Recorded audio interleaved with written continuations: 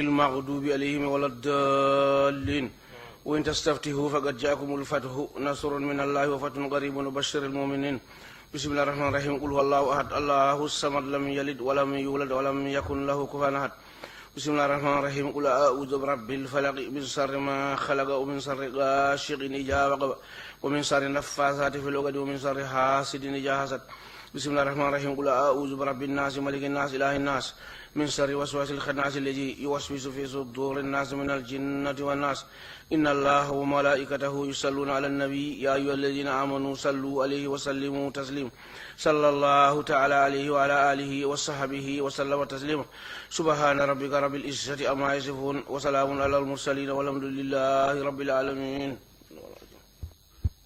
Shukran, Imam C. Bishop, you have the floor. Thank you, Chairman. Gracious and eternal Father, we thank you for your mercies, your goodness, your love, your compassion, your forgiving spirit, and your healing spirit. We continue to commit the whole nation, the Gambia, before you, as a peaceful land, as a people of love, a people of peace, a people of reconciliation, a people that have the spirit to forgive when they are hurt. As we go through the sittings of the TRRC, and as witnesses come to testify, Lord, we pray that you will bring out the truth from them, Lord, and that you will help the commissioners to discern between falsehood and truth, and that throughout the process you will help us, that those who have been hurt, that they will be healed, that those who need to have reparation, Lord, that it will be provided. That, Lord, the reconciliation process will also become an actual thing among us as people who are concerned for the welfare and well-being of one another, and that also justice will be meted out. This we ask through Christ our Lord. Amen. Amen. Thank you very much, Bishop Odiko. Before I call on the council, may I remind everybody to turn off your mobile phones during the proceedings. It will be very helpful indeed if there is no interruption from mobile phones while we proceed with our hearing. Council, are we ready with this morning's witness? Good morning, Mr. Chairman. Yes, we are ready. Yeah.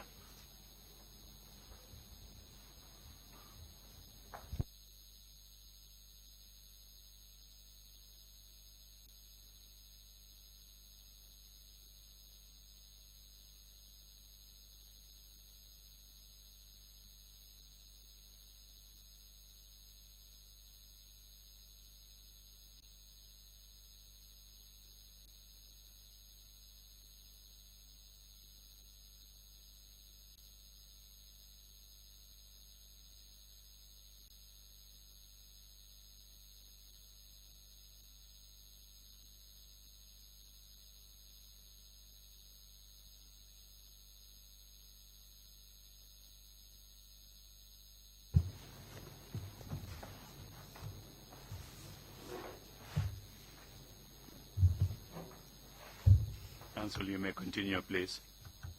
Thank you, Mr. Chairman. Good morning, Mr. Witness. You're reminded that you're still under oath. All right.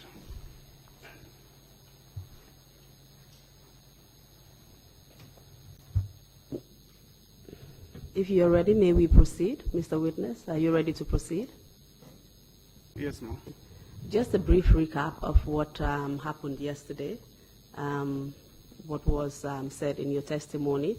We went through your personal information, through your educational background, as well as your work experience, your professional experience.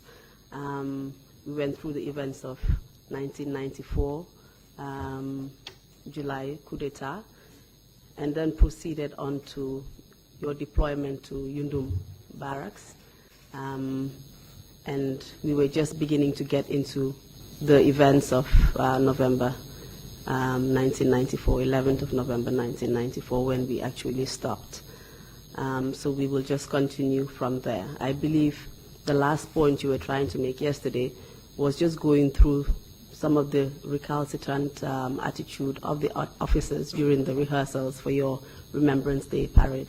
So can you just continue from there and just tell us what kind of problems you experienced with the officers during your rehearsal periods? Thank you. Good morning, Chairman and the entire commissioners, the councils here present, members of the press, and then the general public. Like I explained yesterday, when I started our rehearsals in preparation for the Remembrance Sunday, some of the challenges that I had, like I said, not from the men, but from the officers, where they feel reluctant to, come out and then attend the parade. I found it very difficult to get them on parade. And that time, it happens that Lieutenant Aliuba was the adjutant. So first, I consulted him and then explained to him some of the problems that I encountered with the officers, that will always be in the field doing the rehearsal with the men and then waiting for the officers to come, but they will not turn up. In fact, I was prompted by Alani Kanyi, who reported to me that, sir, the officers are not coming. I said, how? He said, well, we've been there for a while and then they are not coming. So I later confirmed. So I prompted the adjutant. But the problems, keep on continuing, going on. So it was that time now, I feel it is high time for me to take the bull by the horn. So I started meeting the CEO, who was Lieutenant Barrow. And I explained my ordeal to him. And he kept telling me that, okay, I'll talk to them. All right. So basically, whether he addressed them or not, I cannot confirm. But there was a slight improvement. They started appearing, but not in the morning. Sometimes we will go on rehearsal 1 or 2 laps before finally you start seeing them coming up. All right. Can you just tell us where they used to be during this time that they didn't turn up? Where would the officers normally be found? Usually, the officers, when they report to work in Union Barracks, they go straight to the anteroom. That's where they will, do their admin stuff. Can you just tell us what the anteroom was? Just explain what it is. It's like a recreation hall for officers. They usually go there to, have their meals and then do their preparation for the upcoming, maybe probably tax or whatsoever. And that is a place where also you can find the duty officer. The duty officer, it's always in the anteroom. That's where he operates from in terms of giving instructions as to what to do with the men.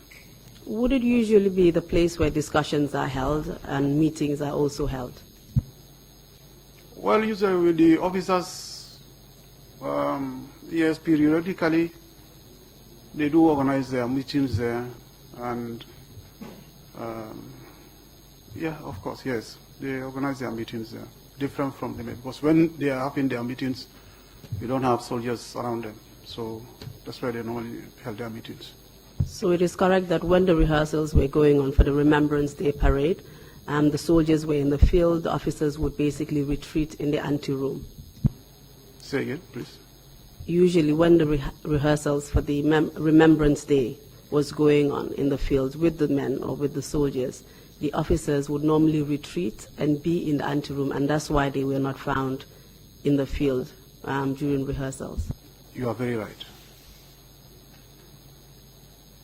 You spoke about your concerns. You spoke to Lieutenant Aliuba and then proceeded on to Barrow. can you just tell us, you said some, certain things changed. There were some positives that changed, but were certain things did certain things still remain in place? What I mean, there was a slight change, is that they started turning up, to join the parade. But when they turn up on parade, they will always make sure that they attempt the parade for only once. Because sometimes, if I'm not satisfied with the performance of the men, I will ask them to repeat. But that is another challenge that I used to have with them. So, that trend, in fact, continued also. So basically, there wasn't much improvement in their behavior? Not much. Not much. Can you tell us if at any point you were approached by the senior non-commissioned officers at the Yundum barracks about anything? Like an RSM, like I said before, your job is to look into the welfare of the soldiers and their well-being. So time in time, I do organize meetings. And then also, I'll just jump up, occasionally to attend master parades. Master parade is it's a parade that is always organized in the morning to carry out a head check. That is to check the men whether they are actually present, and then also to know the number of troops that are not present. So I'll jump up to meet them, talk to them. But there was a particular day when I organized a senior interest meeting. Although there were a series of senior interest meetings that I've organized, but this particular one, when I called the senior interest meeting, I was shocked because that was the time that I started receiving some comments from some of the senior interest, ranging from the CEO not acknowledging compliments. Like if he's complimented, he don't acknowledge. Two, the men were complaining bitterly about the promises that were made by the council during that preparation for the takeover, of which definitely I wasn't part of it. So it's like I wasn't aware of it. Then the third one was during the month of either September, October. There was this, rice crisis. That is a shortage of rice in the country, not in the military. The army, then we had our rice in the stores, but this was in town. And that affected the morals of the troops because you cannot be in the camp being fed by the army when your family at home, they were suffering. So that was a matter of concern that they brought to me. Then, in fact, that prompted me to, meet the CEO again and then advise him. That is, it is better, let him come out, face the men, and address these issues. Before we move on to your meeting with the CEO, can you just tell us some of the complaints that the men made about the promises that were made by the junta to them? What complaints did they have about those promises not being met? Good. The complaints were, one, according to what the information they gave me, is that the council members promised to give them money, promotion, and accommodation. So, so in fact, I relayed the same information to him, and then I keep discussing it with Barrow. Did Barrow tell you anything about these promises at some point? Barrow himself, did he make mention of anything about the promises? No, it was when I brought these issues to him. Then one day, as we were, like I explained yesterday, that is to say, any day that he comes to the office, obviously, as an RSM, I moved to his office and greet him. Then from there we discuss on issues pertaining to the barracks. And then also probably if I have anything to tell him, as an advice or whatever here and there, is through that meeting. But this particular day, when I raised up that issue again of these council members, the promise here and there, blah, blah, blah, he went furthermore to tell me that, you see, he called me Babakar. He told me, you see, Babakar, look, that is to say, let me tell you the truth. These council members, they are liars. How can they promise the men and without fulfilling their promises? All right? But one day the truth will prevail. So sort of, this is what he told me, in Mandinka. Can you just give us a time frame of when this actually happened? What day, month? It's still in the month of October. Yes. Do you remember around what time or what day? Precisely mid or late at the tail end of October. Just But it was, sorry. It was just at the tail, like I said, maybe probably the tail end of October. Then not long ago, the changes happened. Okay. Just to briefly recap, the soldiers were not happy, basically. There were promises that were made to them by the junta, and these promises were not fulfilled. Really? Also, you mentioned that the CO, who was also the commanding officer at Yundum, was also not happy about certain promises not being met. Do you know if other officers within Yundum barracks as well felt the same way? There was a day during the rehearsal when definitely Aliuba was really upset with the way in manner I was, probably trying to address this issue with the CO. So in the field there, he started telling me that, look, if you want things to be, to be okay, then it means, certain things also should be provided. So I could not understand him. Then he went, and then he was the adjutant. That is Aliwa. Then I could not understand where he was coming from and then the meaning of, his statement. So during the discussion, now he tried to elaborate more by saying they've been waiting for quite a long time, without seeing anything from, what they were expecting from the council. So I should make sure that, the command is aware of it, So I think it also contributed to their reaction, because if the adjutant should tell me, a statement like that, so it means maybe probably, and then the adjutant is the officer who normally takes control of the officers, observes the officers, and then, control them. You mentioned that you actually went to Barrow and explained the problems that were being experienced with the soldiers. Can you tell us what the outcome of that meeting was? Did he do anything about them? Barrow, Lieutenant Barrow, he did, like I said, I've been going to him and then telling him about the concerns of the soldiers. But his response was always like, yes, it will be taken care of. It will be taken care of. But like I said, when the issue of this rise came up, I had to, face him and then tell him the truth.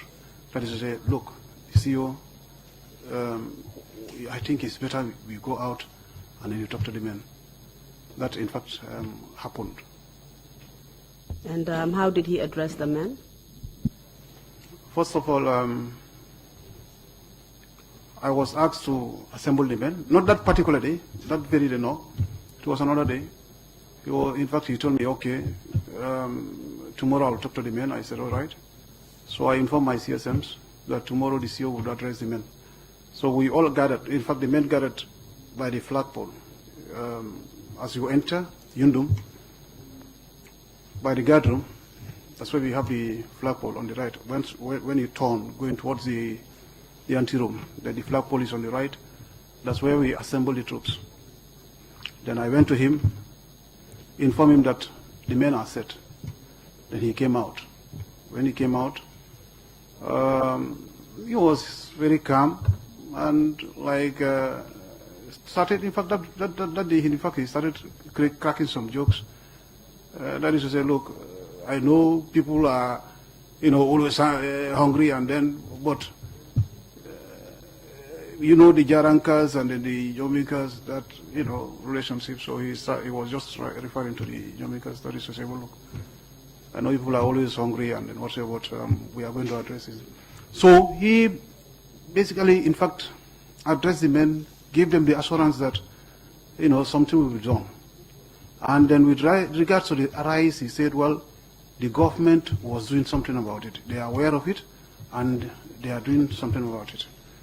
And the promotion and the whatsoever here and there, he said, well, it will be taken care of. This is the way he put it. It will be taken care of. After Basiru Barrow, commanding officer Basiru Barrow, after he addressed the men, did anything of significance happen to him?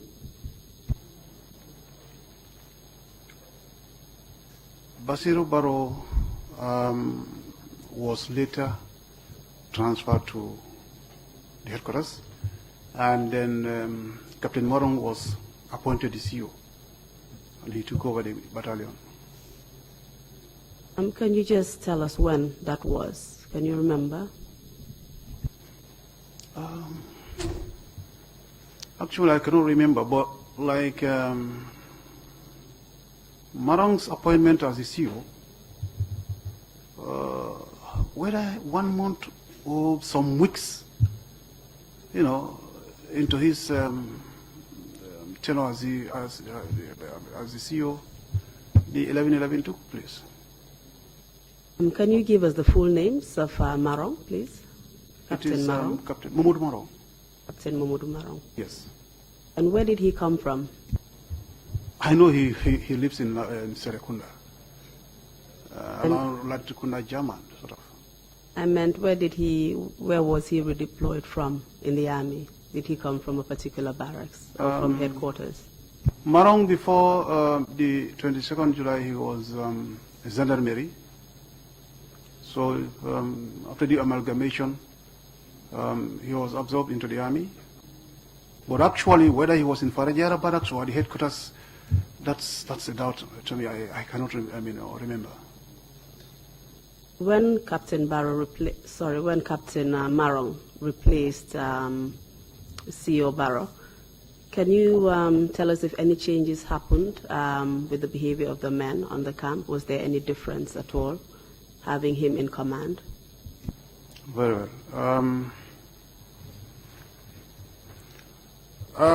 By virtue of my responsibility as a camp RSM, first when Morong reported,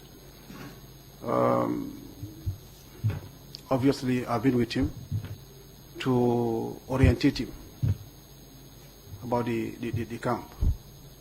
And during this orientation, we covered a lot of areas. One, with the standards of the troops on the ground. Two, the tax given to the battalion in terms of security, and then also ceremonial duties. I briefed him all.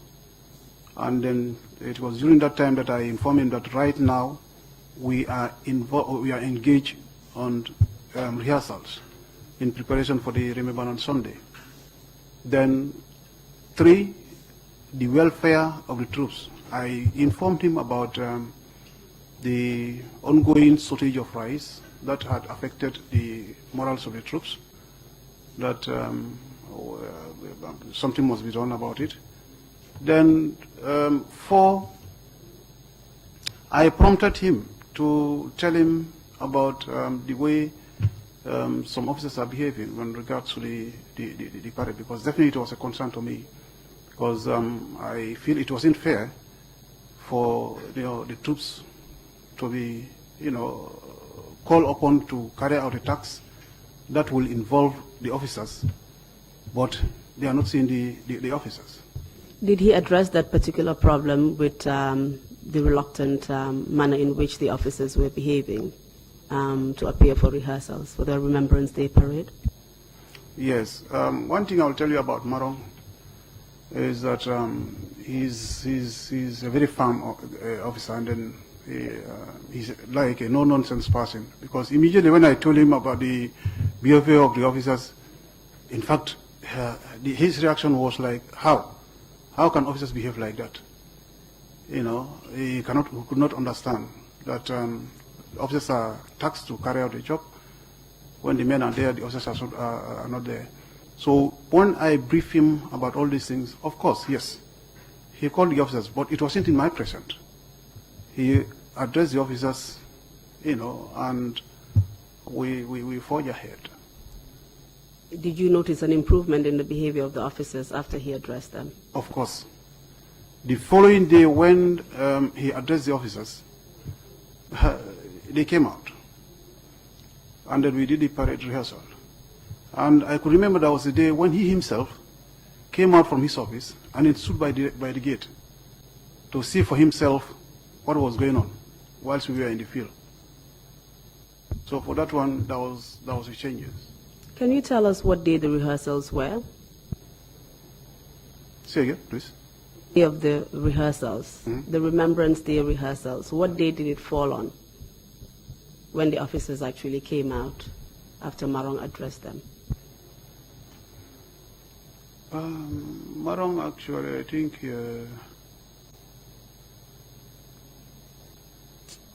I can't vividly remember. Was it on the 10th day of November? No, the 10th day of November, there was no rehearsal. This I'm talking about, days before the 10th, because Marong took over the camp. Like I said, either a month or some weeks, then this incident happened. The 11/11 happened. Right. Can we move on to the rehearsals? Yes. Just before the Remembrance Day parade, you actually had certain rehearsals. Yes. I believe 2 particular rehearsals. What were they?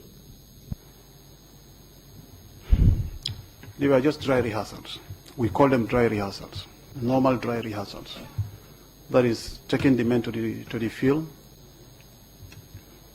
and making sure that the format of that parade is being standardized. That is to say, all the troops taking part in that parade understood very well, and they are acquainted with the words of command of the commander, that is the parade commander. And basically, just to make sure that I harmonize the activities of the parade. Did the dry rehearsals happen on the 10th day of November? The rehearsal? The dry rehearsals, yes. No. Can you tell us when they happened? Well, our last rehearsal was on Wednesday. So Thursday was supposed to be our last day of the dry rehearsal. In fact, I could remember even Kanye was with the men in the field. Then later, when the officers did not turn up, because I think they got the information earlier that the council members were coming. So they did not, turn up at the field. So that was You just, I'm sorry to interrupt you, but just tell us when this was, when this information came in, that the council members were coming to the barracks. No, I believe the officers got the information before me. Yes. What happened on the 10th of November? Did anything of significance happen? Yes. As the RSM, immediately when I reported in the morning, my attention was focused on the rehearsal. What are we going to do on that day? So you had rehearsals on the 10th of November? No. What I'm saying is that when I reported from my house to the camp, I was already focused on getting the rehearsal done that day, being the last day of the the dry rehearsal. All right, so, but when I came, yes, the men were gathered and then sent to the field, So assuming that, well, we'll do the rehearsal that day, then from there I distribute the uniforms. Before now I go to mark the field in Banjul. But unfortunately, the officers, I think they got the information before I get the information. So the men were in the field, and then I decided it was getting late. So that's the time I said, okay, let's call it off.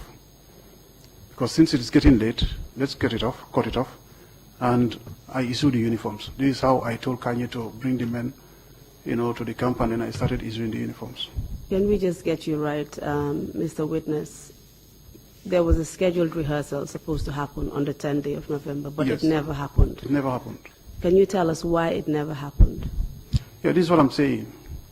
Initially, the officers did not turn up. So when they did not, I took up the initiative. That is to say, let's cut it off.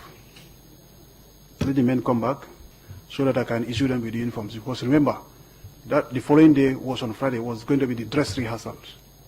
And it is that very day also I should go to Makati Square and then mark the field. So I decided to bring them up and started issuing the uniforms. So it is during that issuing of the uniforms that Lieutenant Jibril Say came to my office and told me that RSM, I think you have to suspend issuing of the uniforms and then get the men to the parade ground because the council are coming to address them on issues pertaining to the promises that we have made. And then, so when he told me like that, I said, okay, well, thank God. At least my problem is going to be addressed today because, I've been receiving so many complaints here and there. So now that the council is coming, it's well and good, fine. Let them just go and then address it and then tell the men what happened. Because when they were making those promises, I wasn't there. So it's like, it doesn't concern me anyway. Do you know if this is why the officers were not at the field early on, because of the coming of the council members? I think so. So what happened after he gave you this news about the coming of the council members? Did they eventually arrive? Yes. Immediately when he gave me the instruction, the first question that I asked him is that, sir, am I going to provide quarter guard? Quarter guard, like I said, let me explain what quarter guard is. Quarter guard is a mini parade that is normally, conducted in a military barracks, mainly at the main entrance of a military barracks, to receive a VIP. It could be a commander, it could be a minister, it could be anything. So this quarter guard is normally mounted at the at the main gate to receive or to welcome, visiting dignitaries. So I asked him that question, am I to provide a quarter guard? He said no, because it is not necessary, since the council members are already on their way coming, so it will be too late. So this is how I suspend and then let the men to go and then assemble at the parade grounds. Time was this? It was in the morning, but precisely I can't remember exactly the hour and then whatever. Was this unusual, the fact that such high dignitaries were coming to the camp and no quarter guard was conducted on their behalf? It wasn't. It was not usual. Because by right, since, to my understanding, although, if you look at the situation at that time, it's like the council, they normally don't honor, that ceremony as such. So they will feel like going to any barracks and then just bump into the barracks and then they do whatever, assignment they want to do and then go. So this particular one, since I was assuming that, since things were just calm, and then, we've now begun the normalization of regimentation in the units, I feel it was important for us to perform a quarter guard for them, but it was later turned down. Did the council members eventually arrive? Yes. What time did they arrive? It was in the morning, but like maybe probably around 11 or so, 10, 11 or so. Actually, I cannot remember. Either in the morning or early hours of the afternoon also. What happened when they arrived? Yes, before they arrived, I saw the officers line up at the main entrance. And then these officers, in fact, include, of course, Jibril Say was there, Ablai Mane, Bakari Mane was there, Ablai Bah was there, Ali Uba was there, Dabo was there, Jaju was there. Can you just give us the full names, please? Lamin Jaju was there. In fact, even Sergio Fofana, then Sergio Fofana was at the headquarters. He came, but for him, it's like he was not aware of what was happening. So when he came, immediately when the officers in fact lined up, he joined the rank. Because the reason why I knew that he never knew that what was going on, it was when the council members arrived. And then Sana alighted from the vehicle and started shaking hands with them. So when he came to Sergio Fofana, he told him, you are also here. Are you part of them? Sergio just told him no and started laughing. Who was Sergio Fofana? Sergio Fofana is a naval officer. I think he's now the DA, defense attaché in Nigeria, sort of, either Nigeria or Ethiopia. What was his rank then? Then he was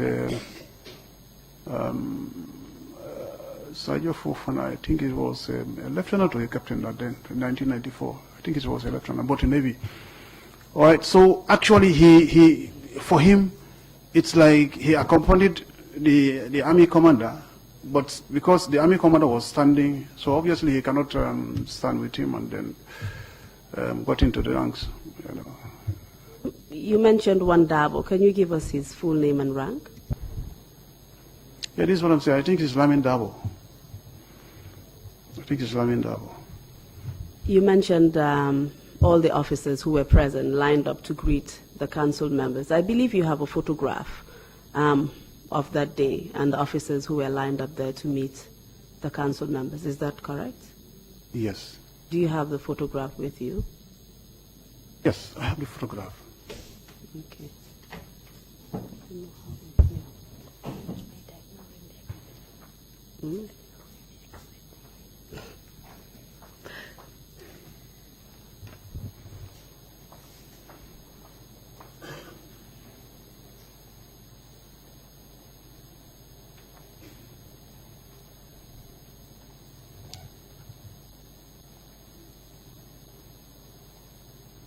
Mr. Chair, we have a photograph, the photograph the witness just mentioned, which we want to put as part of the record.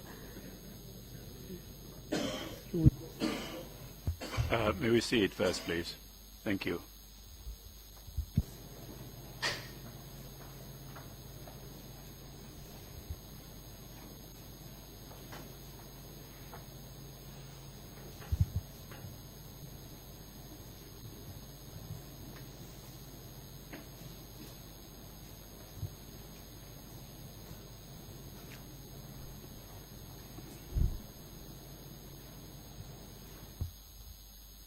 Council, you may proceed while we looking at the Madafate by the Commissioner's place.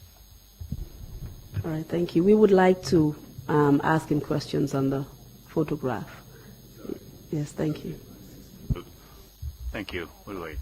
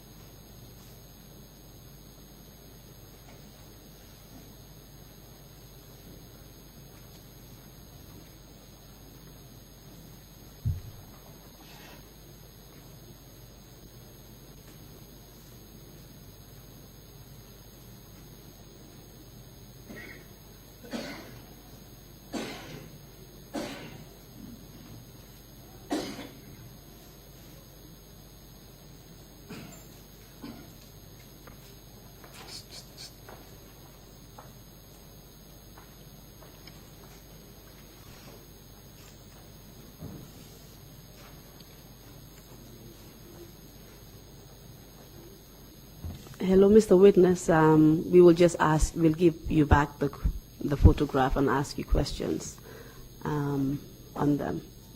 Mr. Usher, can you please just take the photograph back?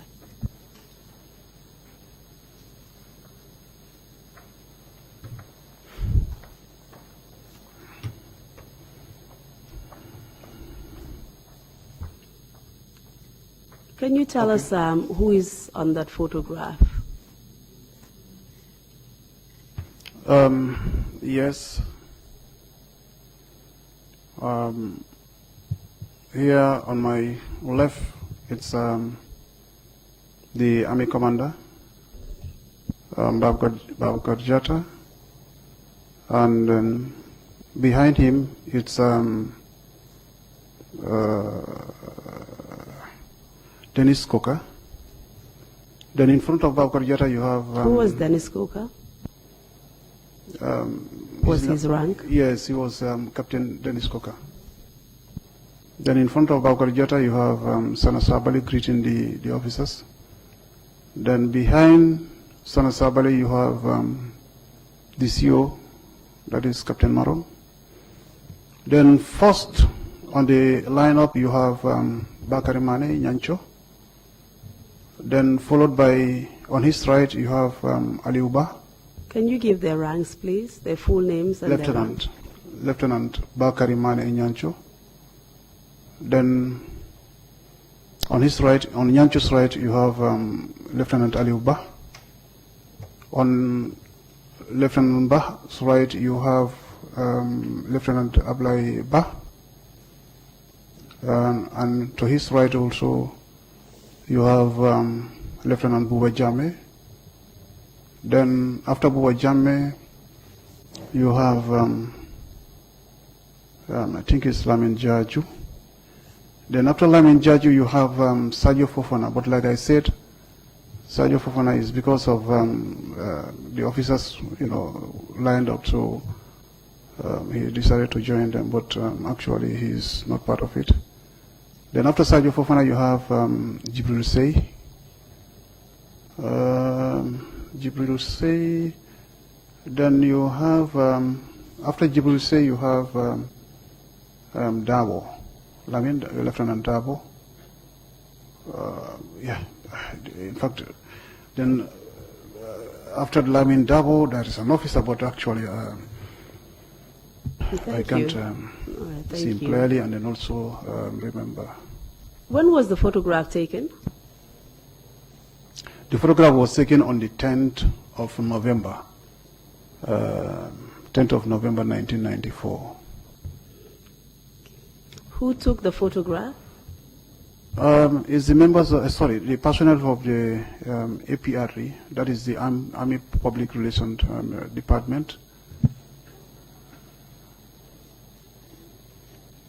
You described the officers who were in the lineup of the photograph. Were all of the officers in Yundum at that point actually on the lineup on that day? Yes. Okay. Thank you. Mr. Chairman, if we could kindly have the photograph as part of the record, exhibit number 0028. Request granted. Fine. You may proceed, please. Thank you.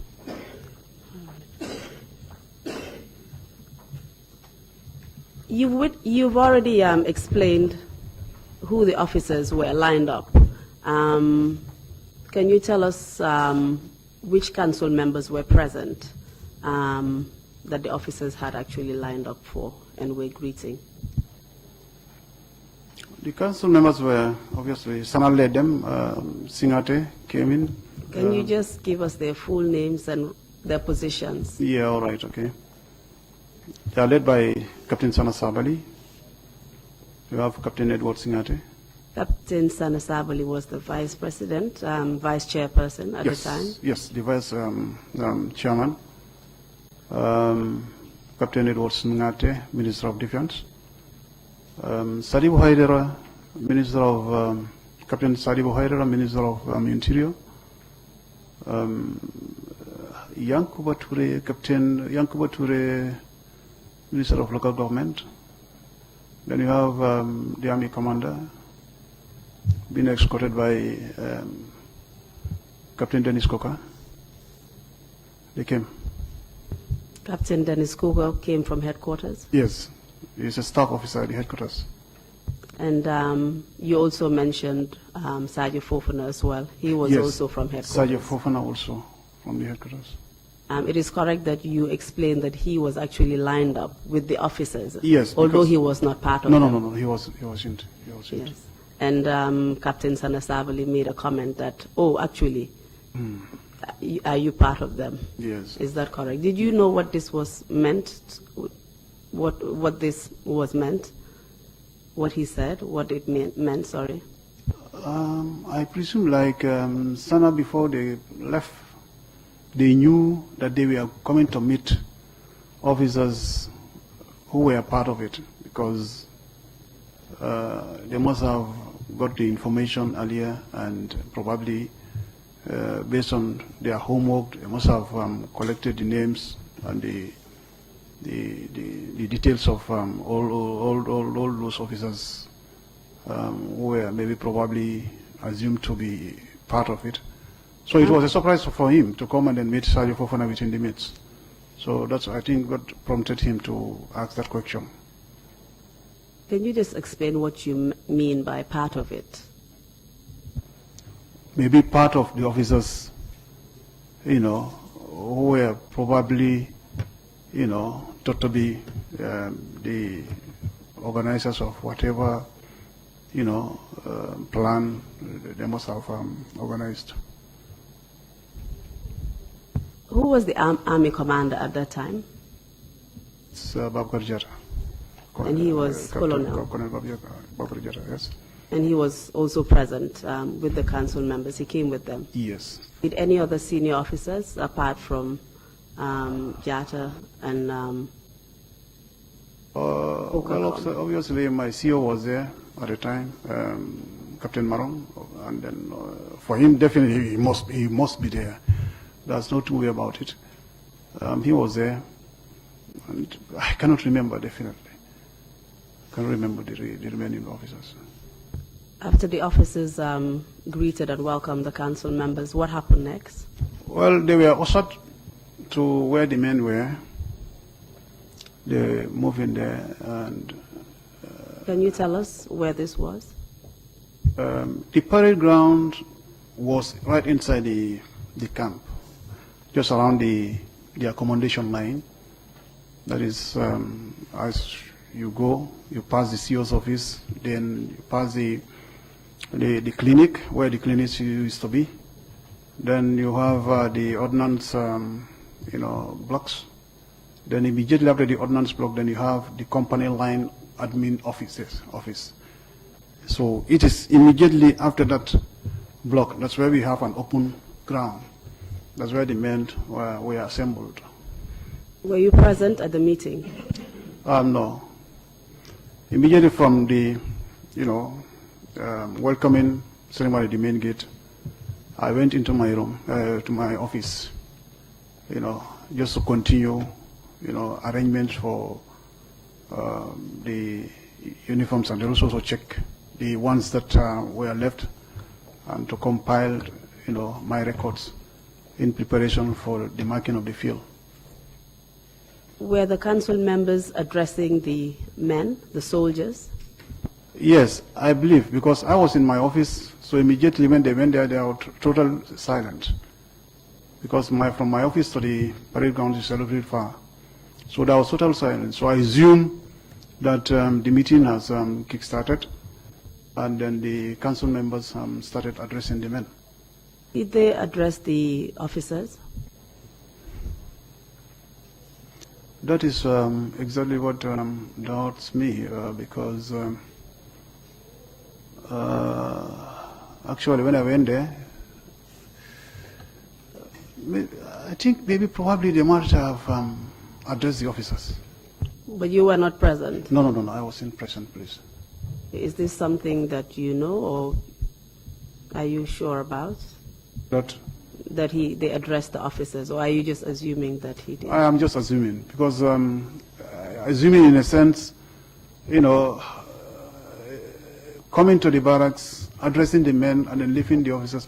Probably, maybe they may attempt to address the officers so that at least they will see whether they can try to, change their minds and so forth here and there. Because, like, if really you have regards to your troops or to your officers, even whereas the person may have a different negative, mind against you, probably you may attempt to talk to him and then try to persuade him so that he can change his mind. So I was assuming maybe probably they must have addressed him. How long did the meeting last? The meeting lasted, I cannot remember, but it ended in the afternoon. In the afternoon. Precisely the timings, actually, I don't know.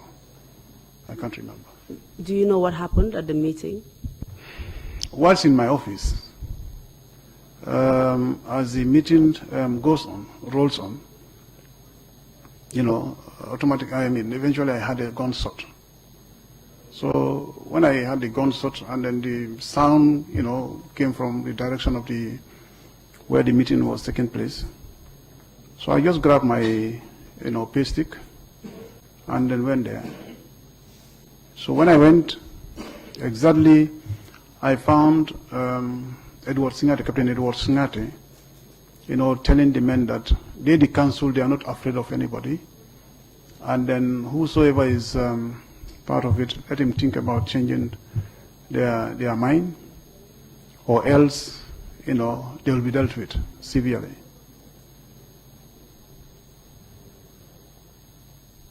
When you were present at the time, who did you observe present at the meeting? All the council members. Were there any officers present? Yes, the officers that accompanied Babakar Jatta were there. Of course, my CEO was there too. What about the other officers at Yundum?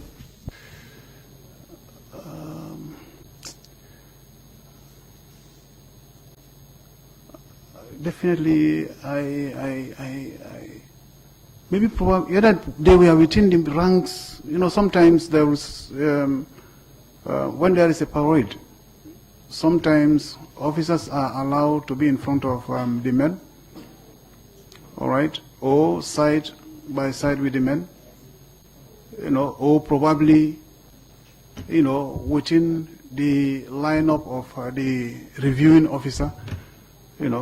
Reviewing officer is like an officer who is either inspecting or addressing troops.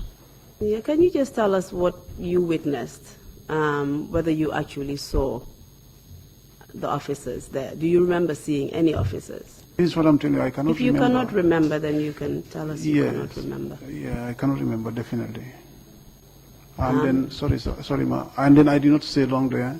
It was when I had Singate, talking about it. I said, well, maybe probably from here the problem will be addressed. That is the major challenge that I had with the men, and that was really a concern. So I assumed that, well, from here everything will change. So I left back to my office, continue my arrangement. And how long did you actually spend at the meeting? You said it wasn't long. No. Can you tell us how long? Maybe 15 minutes, and then I went back. As the RSM of the camp, you were the most senior non-commissioned officer, is that correct? Exactly. With a meeting going on where your men were being addressed, shouldn't you have been present? Very well. There are certain instances that the RSM, obviously you have your warrant officers and other senior insults. And then obviously wherever the CO is, you are expected to be there. But certain instances you can, in fact, talk to the CO or excuse yourself, provided that an information is given as to why you are moving out to do certain one or two things. So for me, it's like since I have my CSMs there, and this is a problem that was been brought forward during my absence. That is to say, the promises were made when I was in there, and thank God that these people are coming to address it. And then some of these senior issues were present when the promises were made. So I feel the senior issues, those senior issues on the ground can handle it and can take note of whatever was going on, whilst I continue doing my admin bits. Because So definitely I had a very big challenge. That is to say, tomorrow, the following day, I must conduct this dress rehearsal. So I just wanted, concurrent activities to be done. While the meeting is on, I'm also busy doing my admin bits before it was late. So you felt that because you were not one of the men who had a grievance in terms of the promises that were being made, you felt you were not part of the meeting, and as a result, you shouldn't be there. Yes, I feel the CSMs can, take care of the whole thing there. You left the meeting subsequently, as you said. What did you do next? I left the meeting and then went back to my office, like I said, making arrangements for the marking of the field, and then getting all my stuff, and then also compiling the remaining uniforms that were left, because after the meeting, I did continue the issuing of the uniforms. What happened after the meeting? Did you see the council members leave? Yes, after the meeting, actually they left. They left, and then the men came back, to the guard room. What time did they leave? I said in the afternoon. I cannot vividly remember, definitely. And what happened next when they left? You said the soldiers came back. Yes. And what subsequently happened? When the soldiers came back, I assumed the issuing of the uniforms. But later, I came to realize a strange thing. That is to say, uniforms were going down. The number of uniforms were going down when I saw a very long queue. So that prompted me to raise a question. I am then asked a question: what must have happened? So, when I came out, I looked at the queue. I was able to detect a soldier who was never part of the parade on the queue, attempting to receive a uniform. So that's the time I halted, I suspended everything, and then tried to address that problem, that matter, and then we continue issuing the uniforms. But do you know why soldiers who were not part of the parade were actually taking uniforms? One was that, soldiers, they love uniforms. And the slightest chance they have to, have a uniform issued to them, they will utilize it. And two, probably, I don't know the reason why, but when I sat down, calculated, that was after the incident, I started putting one and one together, so I tried to probably link that unfortunate situation to the incident. Maybe probably they were trying to get the uniform so that they can use it during that incident. But I wasn't so. But anyway, to my mind, that's what I was thinking. When did you finish with the whole preparations and issuing of uniforms? I finished the process around 2-3. I can't remember definitely, because it was a long time. But I can vividly remember that, yes, I issued the uniforms and then completed the uniforms in preparation for the following day. That was going to be the dress rehearsal day for the Remembrance Sunday. After issuing the uniforms, what were your plans? Right. After issuing the uniforms, I requested for a vehicle from ST. A vehicle was sent. In fact, that was a van, GNA 11. A white van was sent to me that I was supposed to use and then go to Banjul to mark the field.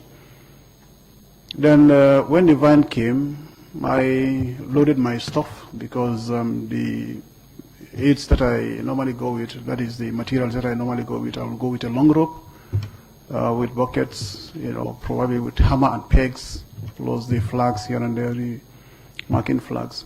So when I get my stuff on board the vehicle, then I went to Lieutenant Say, being, the OC admin, and then I informed him that, sir, I'll be going to Banjul to mark the field. He told me that you can just hold on so that you take the officers along when we close. So I said to him, okay. Jokingly, he told me that, okay, you see, look, this is an order, so try to comply with it. Jokingly. So I told him, sir, no problem, sir. So I waited. Then the officers were in the anteroom. But before the officers finished whatever they were doing in the anteroom, it was late. It was around 5, getting to 6 o'clock. So from there we started the move, going to Banjul. Can you tell us who was on board the vehicle? Actually, when they came out, one Lieutenant Say was there. Nyancho, that is Lieutenant Bakari Mane, was on board. Buba Jame, Captain Lieutenant Buba Jame was on board. EMCC was on board. EMCC was on board. Anyway, the vehicle was filled. Yes, so I think most of these officers, apart from those that lived, Brikama end, like people like Lieutenant Ablai Bah, I think for him, I don't know actually where he lives, but he was living around, Brikama end.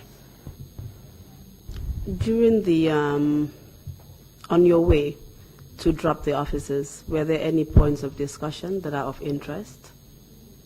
Well, when we started moving, it was Lieutenant Say who instructed the driver that, well, you have to take the drivers to their and then drop them at their various homes. That really affected my plan. Yes. So what happened? Did the driver eventually drop all the officers at their homes? Yes. And what did you do next? Yes. The driver, complied with the instructions, and then we started moving from one point to another. Then Lieutenant Say first dropped because he was living in Trikunda, Iringanya here. Sorry, is it Latrikunda? After Tabokoto.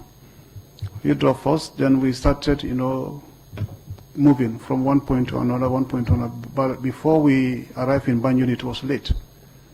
Immediately when we arrived in Banjul, it was late and then getting dark.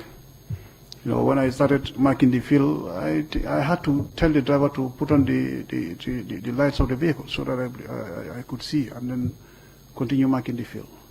Can you tell us which field was this? Where was the parade ground? The parade ground was in Makati Square. It was in Makati Square. Did you eventually mark the field? Yes. Did you finish doing that? I eventually marked the field. And then it was dark. And what did you do next? After marking the field, I decided to come back to Yundum. Did anything happen on your way from Banjul to Yundum? When I was coming from Banjul to Yundum, on my way I came up to Lamen, just approaching the Mandinari Junction around NTC. I saw someone attempting to stop the vehicle. So when we got closer, I recognized it was a soldier. Then the driver stopped.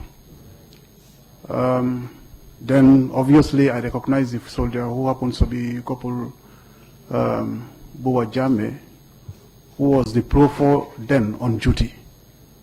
So initially, I thought maybe he was there to, buy, couscous, that is chere, because that is the usual thing. Soldiers usually go there to buy kere and then for their needs.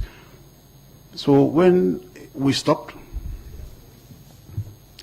and he bought the vehicle, then automatically he just blew news. That is, sir, there is something happening in the camp. I said, what?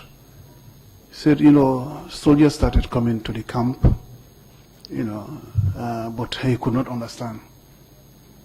All right. I said, well, at that instant, what came into my mind was like, because tomorrow is the dress rehearsal day, so I assumed probably it was the soldiers who were supposed to take part in the parade, started converging, because normally we leave very early. So actually that was my thought. Did you proceed to Yundum? Yes. As we were going, around Banjulindi, he was insisting that, well, the way, soldiers were converging in Yundum, he could not understand. I told him, well, let's go, let me see for myself. He said, no, it's not safe for us to go there. I said, how? He said, because he could not understand. I said, okay, no problem, let's go. Because definitely for me, it's like, no, it can happen. So when we went to the camp, by my office, the driver parked. The first person that I saw was Sergeant Masana Jawara. He was the QRF sergeant by then, on that day. Then I called him. I said, Jawara, yes. How are you? He said, fine. I said, what is going on? He said, what? I said, is anything going on here? He said, no, sir. Everything is okay. You think everything is okay? He said, yes. So I said, okay. Then when I looked along the street, I could see some soldiers, gathered. But to me, since the QRF sergeant or the sergeant had already declared, everything is calm and, things were going normal, then I reverted back to, what I was thinking. That is to say, maybe probably it's those soldiers who were supposed to take part in the parade started converging. So I told the driver to get things from the vehicle and then pack them in my office. Then I went to my house. Can you tell us who this driver was? The driver, I don't know his first name, but we usually call him Jallo 11. Jallo 11. I cannot remember his first name. What time was this when you had finished doing what you were doing and started going towards your accommodation? I know it was after 8 in the night, getting down to 9 o'clock. But precisely I cannot remember the actual time. But I know it was late, dark. Did you get to your apartment eventually? Yes. When I went to my apartment, usually I just take my bath. So after taking my bath, and just was sitting in the sitting room, relaxing, watching television. Did anything happen whilst you were watching television? Yes, whilst I was in my house watching television, my telephone rang, because usually I have, those days I was having a telephone in my room, and together with the occupant of the next apartment, who happens to be a chief clerk, we were the only two people having telephones in our rooms. So my telephone rang. Then when I picked it up, it was a call from the military police. And the person who called me was the late Jamboy Sow, Lance Corporal Jamboy Sow. He called me and then we greeted each other in Mandinka, and then he asked me a question. Sir, where are you? Are you in your office or what? I said, no, I'm in my room. He said, well, I just want to advise you to, leave the camp, because we have a list of, names, and then among the list, your name is there, of people who are supposed to be arrested. I said, how? He said, because they got the information that, there'll be, a change of government tonight, council members. So to me, like, it was something that, I took very light. That is to say, well, how can it be? Because I cannot remember, me doing anything wrong. So I told him, okay, and I rang on the telephone, continue sitting down, and then watching television. It's strange, Lieutenant, that after receiving the second warning, one from Corporal Jama and then later from the military post, military police, that there was something happening, that you would still remain calm and still be watching TV. Can you tell us why you still did not take the warning seriously? What prompted me to, be so relaxed was the mere fact that, one, I was never informed of any planned, action to be carried out that night. Secondly, I cannot remember doing anything wrong, during that tenure I was appointed the RSM. And then nobody had ever confronted me to say, well, RSM, today you did something wrong to me, or like this and that here and there. So this is why I said, look, I cannot remember doing something wrong, so I don't think I'll become a victim. So up to this point, you're telling us that you had no idea about what was being planned around November 11th? Actually, no. So you continued watching TV, and did anything happen? Yes. While sitting down there, immediately when I finished, talking to Jambo Iso, and then I rang up the telephone, all of a sudden, somebody knocked at my door. So I said, okay, who is that coming? So when the guy opened the door, it happens to be the same, Kopul Jame, the RP on the ground. But this time around, the way he entered in my in my room, he came with a very serious mood. That is to say, sir, something is happening in the camp. That soldiers are coming requesting for rifles. I said, rifles? He said, yes. And that I should do something.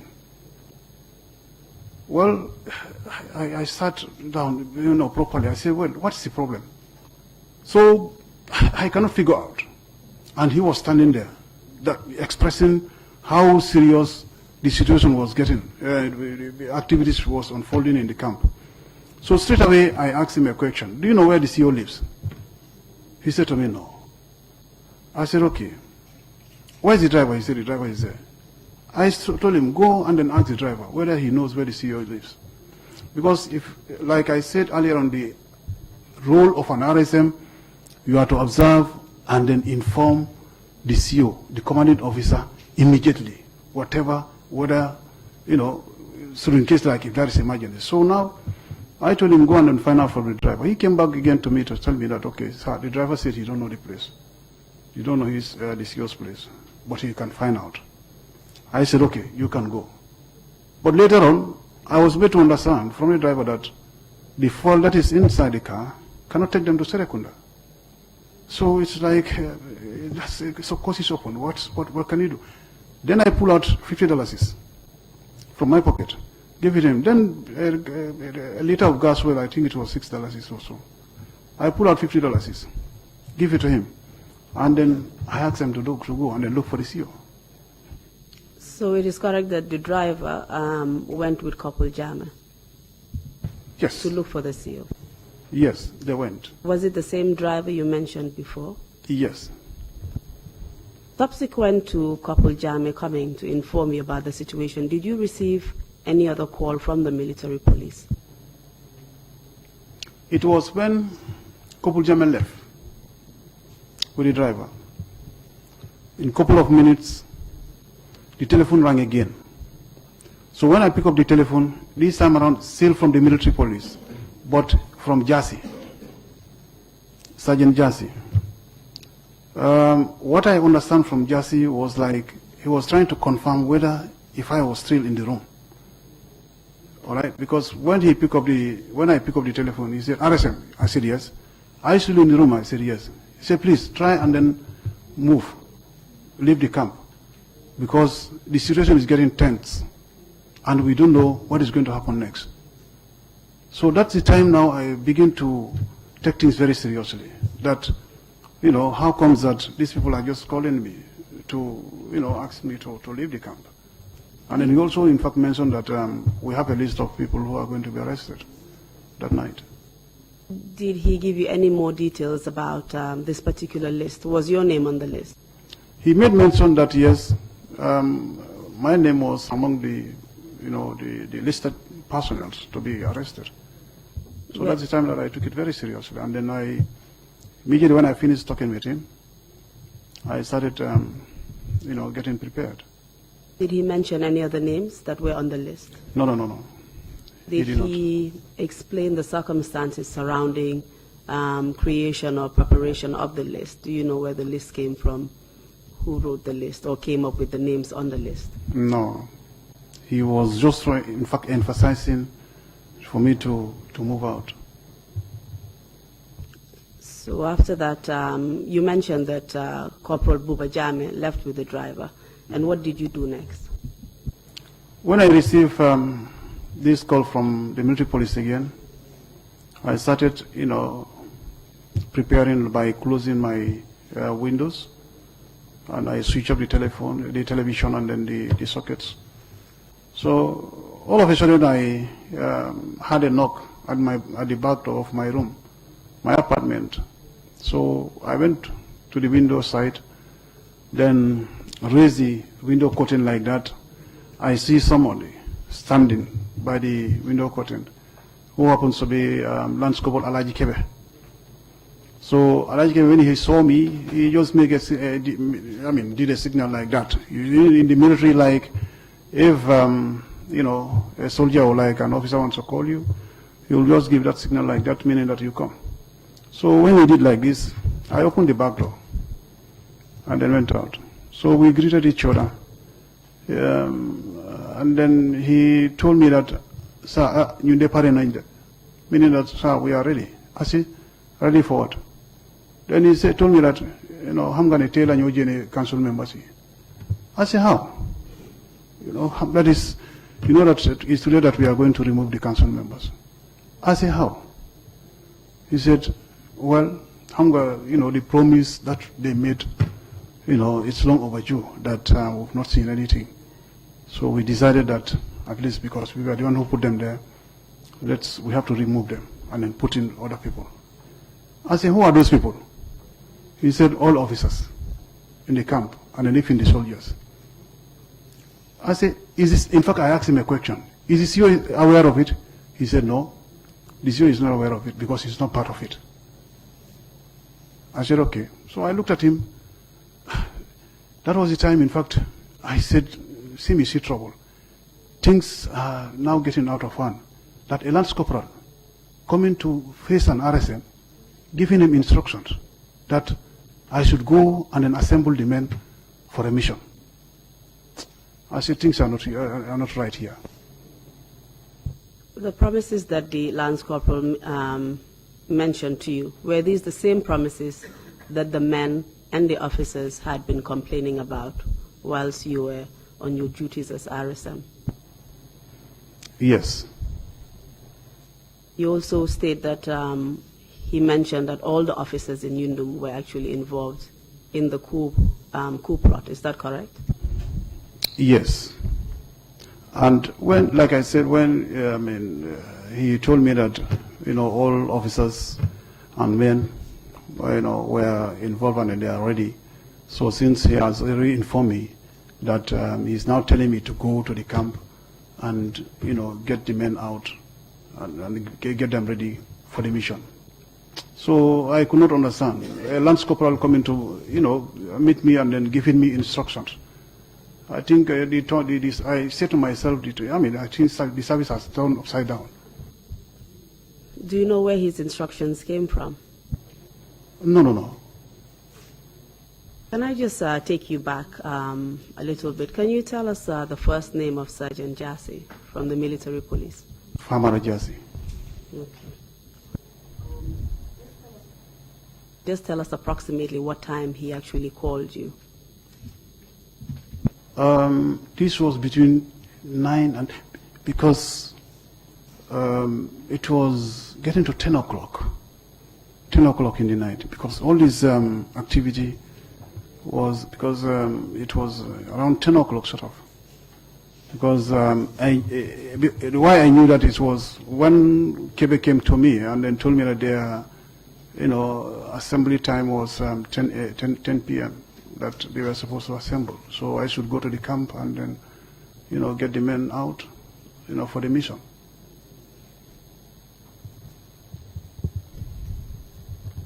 Mr. Witness, I think we'll take a break here and then continue when we come back, just to allow for the chairman and the commissioners to ask questions, if necessary. Thank you, ma'am. Thank you. Thank you, Counsel, for that. If there are no questions at this point, we will take a 30-minute break and then come around. But before we go, Sanyan, can you please tell me the Lance Corporal's reason that he gave you for the action they were about to take was limited only to promises that were not fulfilled? Or were there other reasons that he gave you for the attempt to change the council? Thank you, sir, Chairman. According to the Lance Corporal, Alaji Kebe, he said to me, that is in Wolof, that promise Bugai, wahon, definitely. So we decided that you change, you definitely. So meaning that the promise that they gave him, and then probably maybe the promises may cover, the series of promises that I mentioned earlier on, but he just got it short to say, well, the promises that were made by the council were never fulfilled, and then it has taken a long time, that they could no longer be a. Thank you very much. We will take a 30-minute break, come back at 12 noon. Meeting is adjourned. Thank you.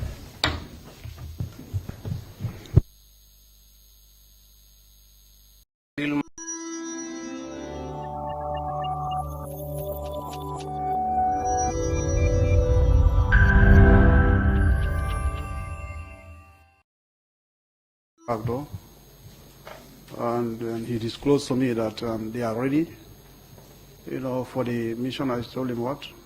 He said, well, it's today that they are going to replace the council, that they want to remove that council, the members of the council, and then put in new ones.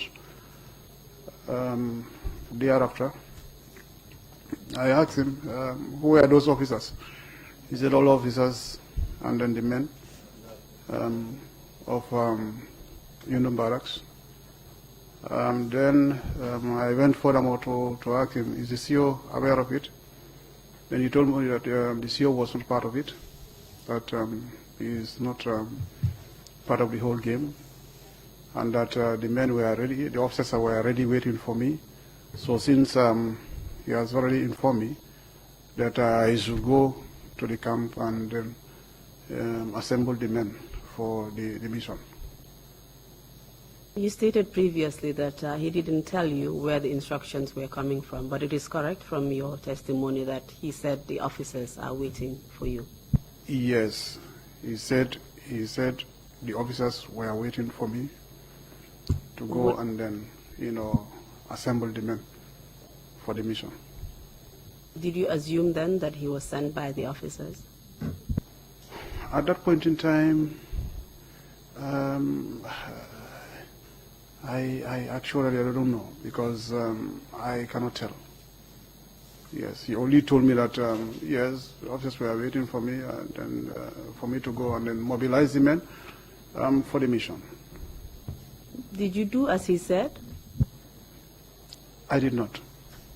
What did you do next? At that point, that was the time, in fact, I took things very seriously. Seriously. Because one, being an RSM, responsible for discipline and orderliness in the barracks, to see a Lance Corporal coming to face me and then tell me that I should go and then assemble the men for a mission. Then, well, like I said, I assume that service has just thrown upside down. The Lance Corporals are now coming to be commanders giving instructions. I said, okay. Then I told him, okay, go, I am coming.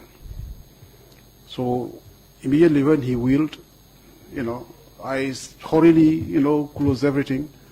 And then from there, I called Jalo. From there, you called who? I called my neighbor, who happens to be Sergeant Major M.A. Jalo. Can you give us his full names? Mawadu D.A., I don't know whether represent Aliu, fullers. They have more than 2 names or 3 names. But I think either Aliu or Amadou or whatever, but it's M.A. Jalo. I called him, and then he took the telephone, he picked up the telephone. I told him that, sir, I'm leaving the camp because I've been advised by the military police to leave the camp immediately. So he said, okay. So I closed the door of my house and then stepped out. But immediately when I stepped out, I looked around, I saw Kebe standing with Basiru Kamara, just about 50 meters, waiting for me. So I called him again, Kebe, yes. Are you waiting for me? He said, yes. I said, no, go. I'm just dropping something. Then I'll follow you to the camp. Who was Basiru Kamara? Can you give us his rank and his position at the time? Basiru Kamara was a corporal and a driver at the transport unit. So he was with him at that time. So when I told him that, okay, go, I'll follow you, I'm just dropping something. I'll meet you in the camp. They started moving. So as soon as they started moving, I just dashed and then got into the bushes. At that time, my apartment, is just close to a bushy area. So I got into the bushes and found my way. So you left the camp? Actually, yes. I left the camp, walked through the bushes to Banjulindi. Then finally, I got myself in Lamen. As the RSM of the camp, how did you feel leaving your men behind? It could be used well because if you, think about the security and you are not directly dealing with your commander, so there was a total breakdown of communication. So obviously I cannot stand to take instruction from a lance corporal. And for me to go to the camp, it was not safe for me at that time. I don't know who was there and what was their motive. So where did you proceed to? I proceeded to Lamen. Where was Lamen? Lamen, Kombo Lamen, just after Banjulindi. Was that where your home was? Yes. That's where I have my, family compound. So whilst in Lamen, I was in the compound. But later, I had to abandon the compound based on an advice from my brother's wife, who is now late, may her soul rest in peace, that is Bintu Koli, who in fact looked at me. I was uncomfortable. He said, look, is it advisable for you to be here? Maybe they can. When I went, I explained the whole story to her.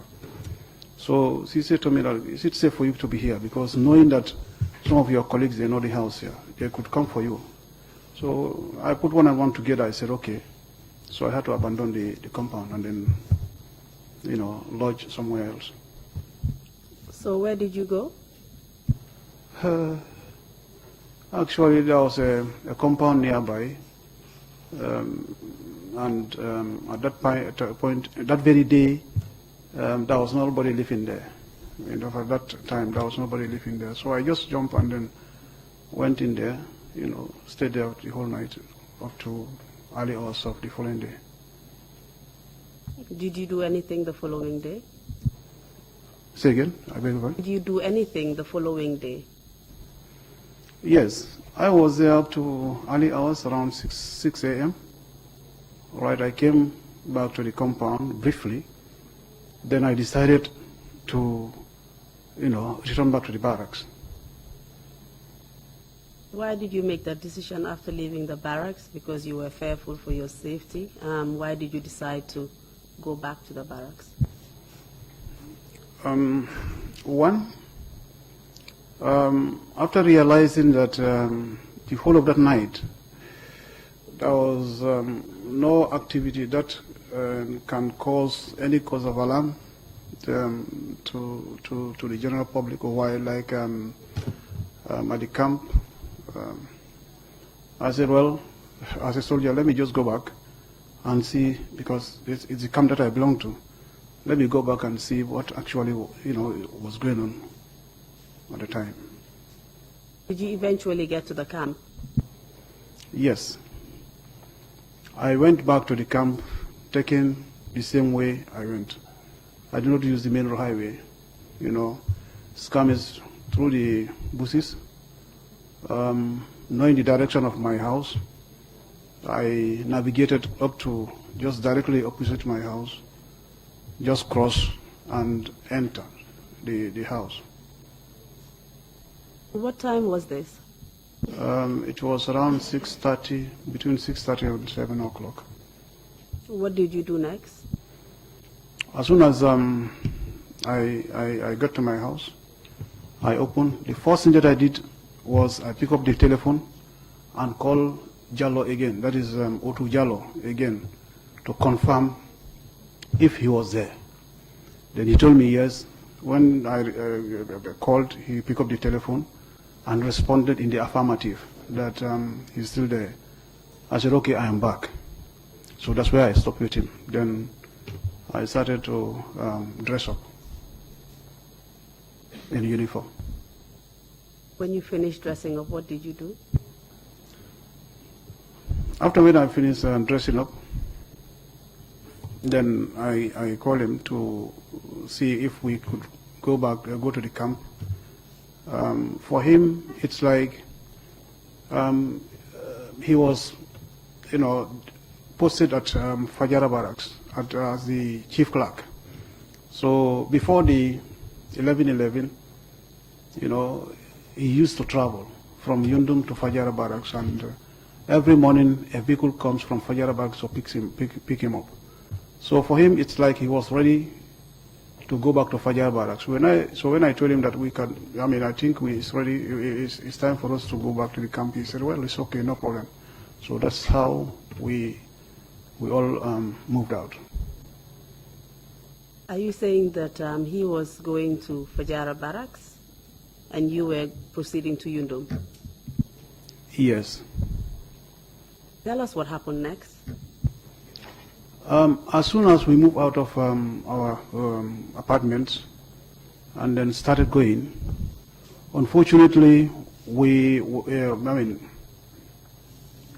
saw Lance Corporal Malafikor with a rifle, and then when he saw us, he was surprised, and then cocked his rifle, and then asked us hands up, halt and hands up. We complied, and then he asked us where we were coming from. In fact, I was the one who told him that no, we are coming from our houses. Then he said, double up. Keep your hands up and then you double up. So both of us, Jallo and I, we maintain our hands, up, and then started doubling up. So these Lance Corporal, as we were doubling, he trailed behind us at gunpoint, up to the guard room. Can you just tell us what you meant by he cocked his weapon? Cocking a rifle is military terms.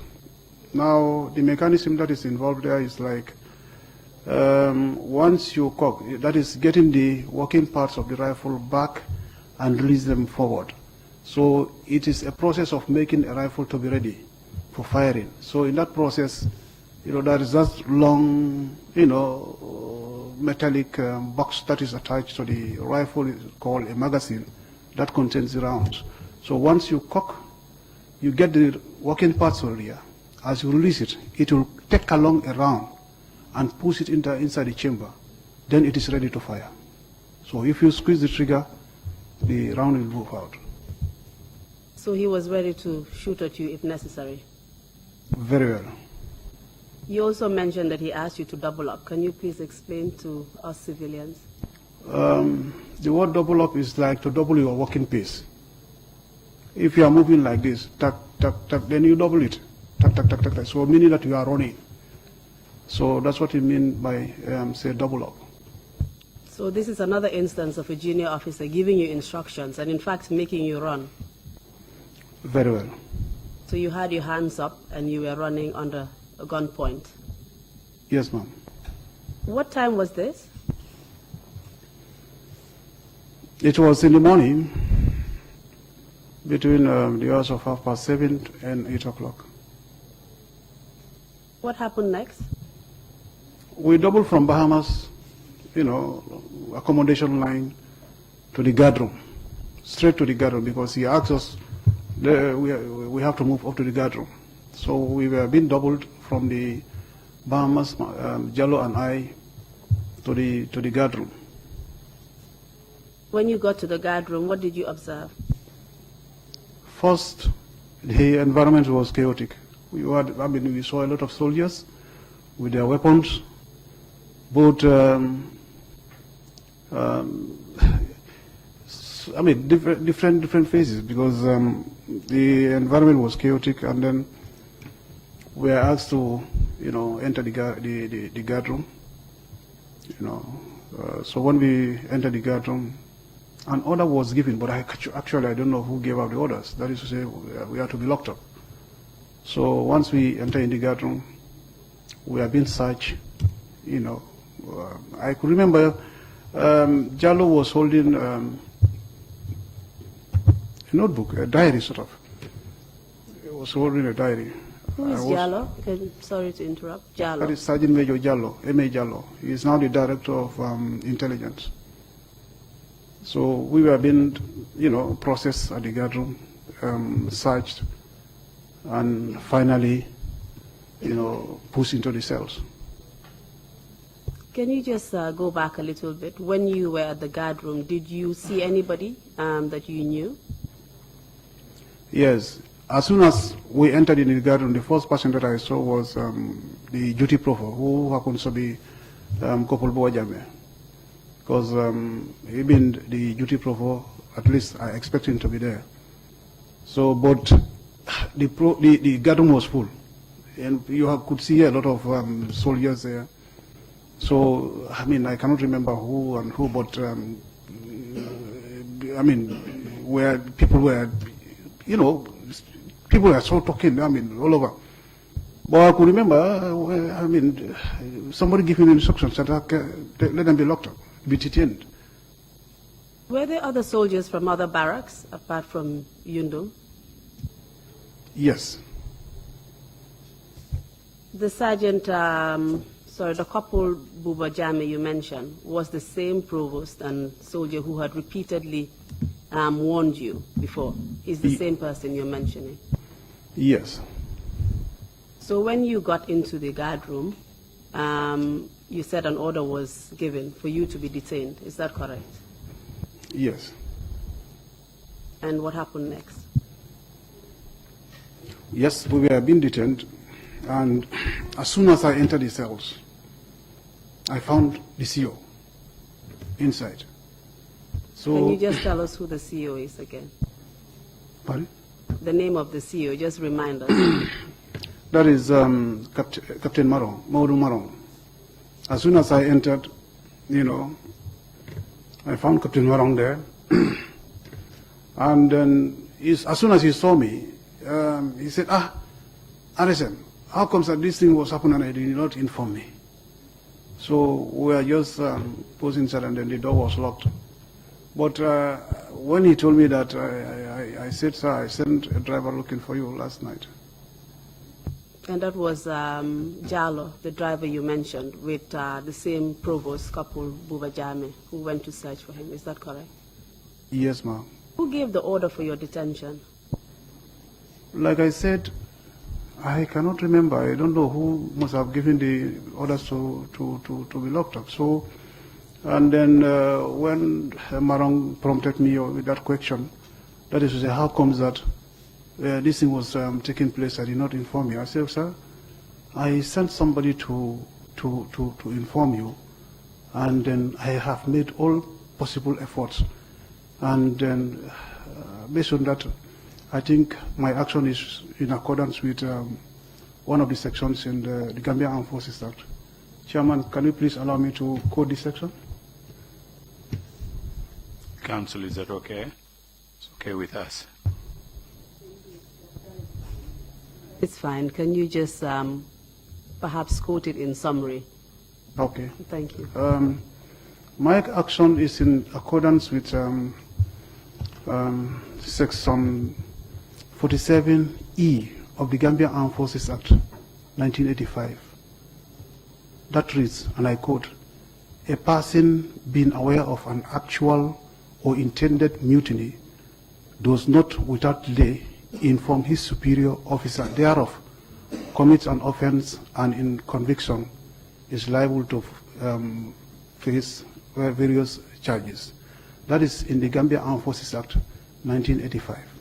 And yet again, if you look at the Criminal Code of the Laws of the Gambia, Volume 3, under concealment of treason, Section 36A, it stated that, and I quote, a person who, knowing that any other person intends to commit treason, does not give information thereof within reasonable dispatch to a minister, a magistrate, a police officer, or a member of the Gambia Armed Forces, commits an offense.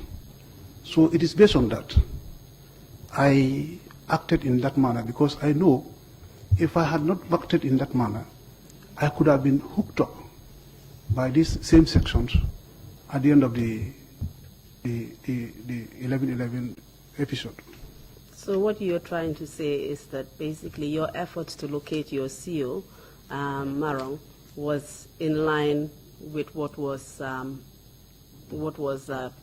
necessary for you to do under the law. Very well. Can we just move on? You went into the detention room, you met Marong, and he asked you the question. And what happened next? What did you observe in the detention room? Actually, whilst in the detention cell, the first thing that I noticed was all the cells were full with people that I assumed to be soldiers or officers. But Marong, I found him sitting on the corridor, on the floor. And then together with Fafanyang, Sergeant Fafanyang was also seated on the corridor. Fafanyang, then you have Lieutenant Ablaiba, Lieutenant Ablaiba was also on the floor seated.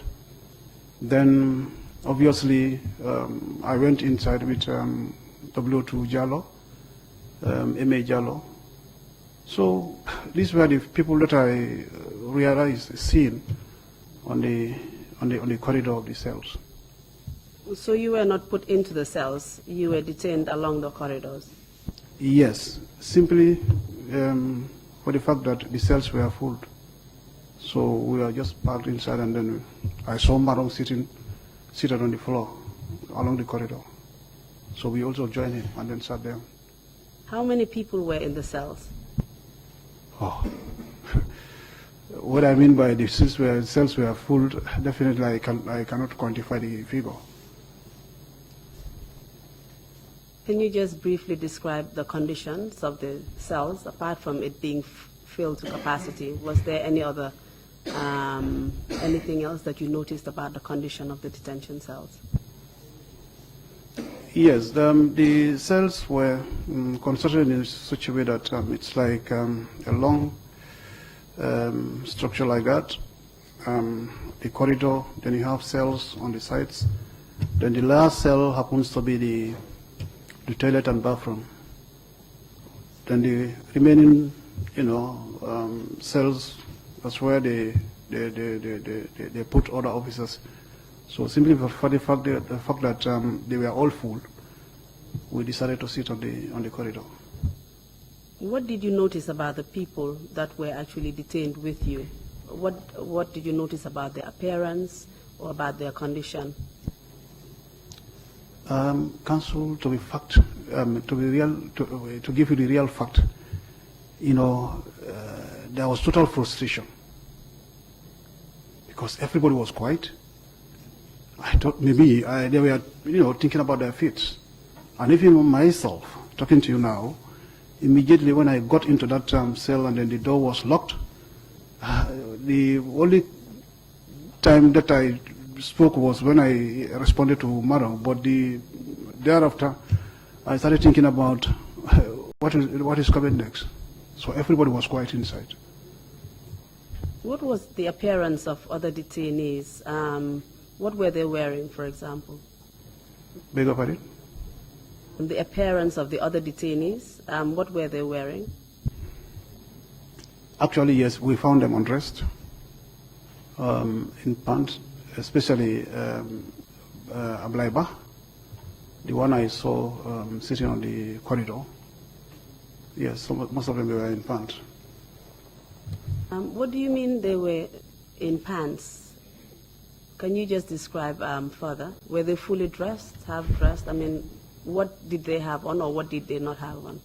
Their shirts were being removed, no headdress, trousers no, except pants. So they were virtually naked except for their underwear? Yeah. How long did you stay in detention? Actually, it is maybe 1 hour or 1 hour thereabout. I cannot vividly remember. So what happened after that hour? After that, the council members came in. So when they came, it was somebody that I noticed was started talking, and then... Just give us his full names. And Captain Sana Sabali. Was he with someone else?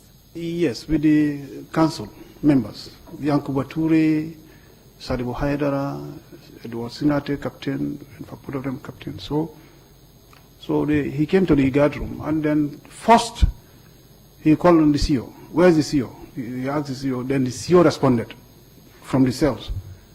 He said, yes, sir. Then he gave order for him to be taken out. So he called me, my rank, RSM, yes. So thereafter, then he gave instruction for Otu Jallo, M.A. Jallo, to be released, and then alongside with 2 other soldiers, which I cannot remember vividly. So in a nutshell, we are about 5 of us who were released at that instant. Who did he give these instructions to release you from your cells? I could remember Bachsamba, opening the cells for us. He was the one I saw holding the keys. Can you give us his rank? Lance Corporal Bach Samba Jallo. What was his position in the army, or who was he? Lance Corporal Bach Samba Jallo was the driver to Captain Edward Singate, the Minister of Defense. Was he in Yundum Barracks at any point? Did he work at the barracks where you were at any point? Oh, sir, ma? Bach Samba Jallo. Actually, when we were in the cells, you wouldn't know what is happening outside. You will not see anybody who was outside. And then moreover, we are made to sit down. So, what was happening outside, I cannot tell you. The only thing is, when I moved out of the cells, I saw him with the keys, and then I assumed that, well, he was the one who opened the cells for us to come out. Perhaps you didn't understand my question very well. I was just asking whether at some point was he at Yundum Barracks as a soldier? Was he a soldier at Yundum Barracks at some point before he became the driver to Captain Edward Singate? Yeah, okay. Sorry about that. Yes, Bach Samba Jallo was a driver at the transport unit prior to the military takeover. All right. When you said you were released from detention by the vice chairman as well as other council members, were you questioned after that? I was not. They just released us and then say you can go. Did that apply to all the other soldiers that you were released with, the officers and the soldiers you were released with? Yes, that is Captain Marong, Otu Jallo, and myself with the others, personnel. When we were asked to go, we went. And then I just crossed over to my office. And what did you do when you got to your office?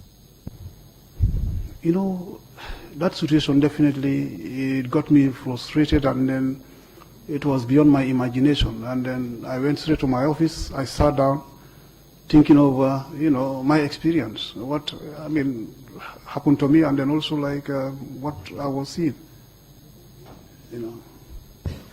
Did you observe any other senior members of the army apart from the council members at the time you were being released?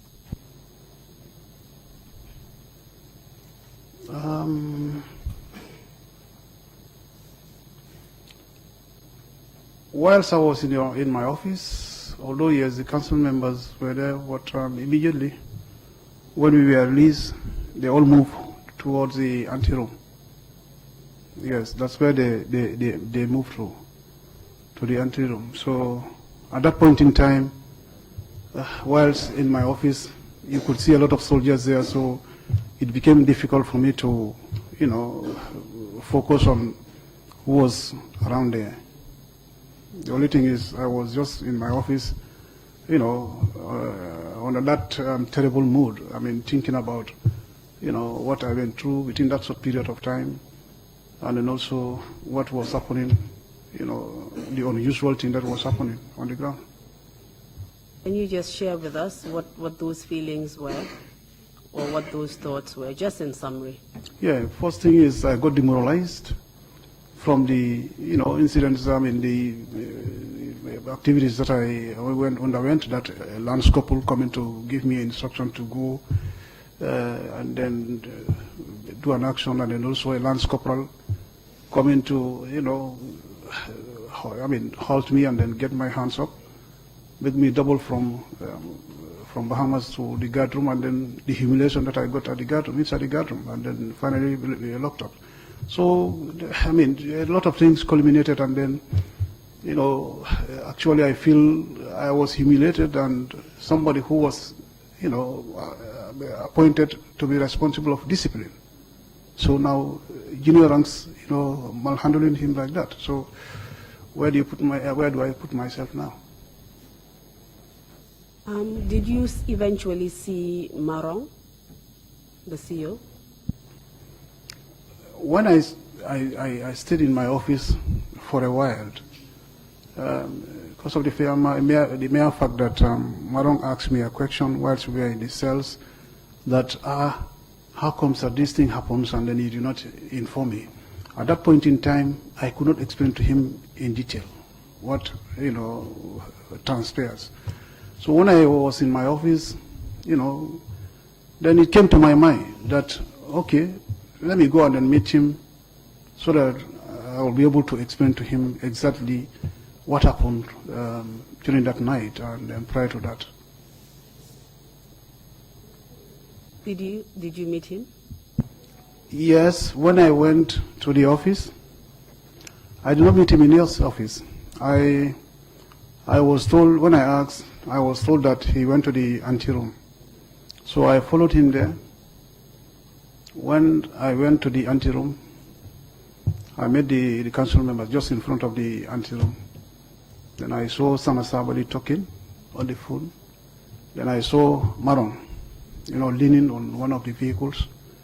Everybody was quiet now listening to, Maron, Captain Sana Sabali. He was talking, but the person that he was talking to, I don't know. Did you overhear what he was saying? And how far from him were you at this point? Where I stood and then where, because it was the CEO that I was following up. So I went CEO just about 2 paces before him, about 2 steps before the CEO I stood, because I made them quiet. So I did not talk to him. I always stand there, also listening. Then Sana is almost about 6 or so, 6 meters, to 10 meters away from us. All what I heard him saying, although there were yes sirs that he altered. That is yes sir, and then the rest okay. Then finally, we will do that exactly to set example. We will do that exactly to set example. Those are the words that he altered finally before he cut off the communication. Do you know who he was speaking to? I do not know.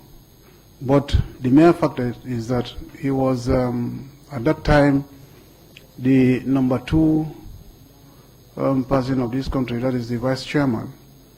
And for him to talk to his subordinates and then alter that word, sir, yes sir, it is unusual. Probably I assume that he was talking to somebody, of a higher rank than his. So maybe probably he was talking to the president at that time. The chairman? The chairman, yes.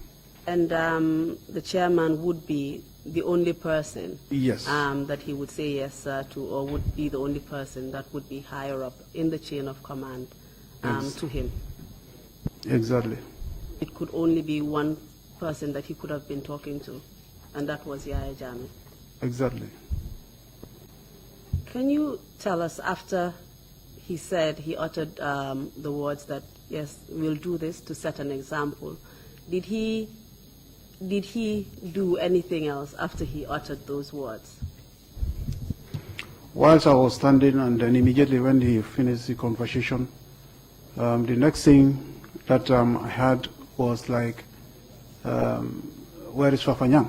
Sergeant Nyang? Get him out. So, hearing that, and this is somebody that, definitely was a close friend of mine. I know if his wife is watching me on the listening to my narration, she will attest to that, because we are very close. Fatso. When I heard Sana saying, where is Fafanyang? Bring him. I said to myself, I cannot stand to witness, whatever was going to happen to Fafanyang. So I decided to go back to my office. So whilst I was going back to my office, I met up with Bach Jallo, some Lance Corporal Bach Jallo, escorting Fafanyang, telling him to double up.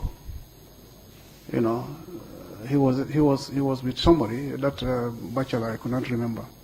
So telling him to double up. So as he was going towards the anteroom, I found back to my office. So I was in the office. Did you have an opportunity to observe Fafanyang and his demeanor, or what state he was in at that point when he was being led away? Fafanyang, the mood in which he was completely frustrated. I don't know in his mind what he was thinking, but his appearance was like he's somebody who was completely frustrated, and well, I don't know, but he was completely, the hope wasn't there.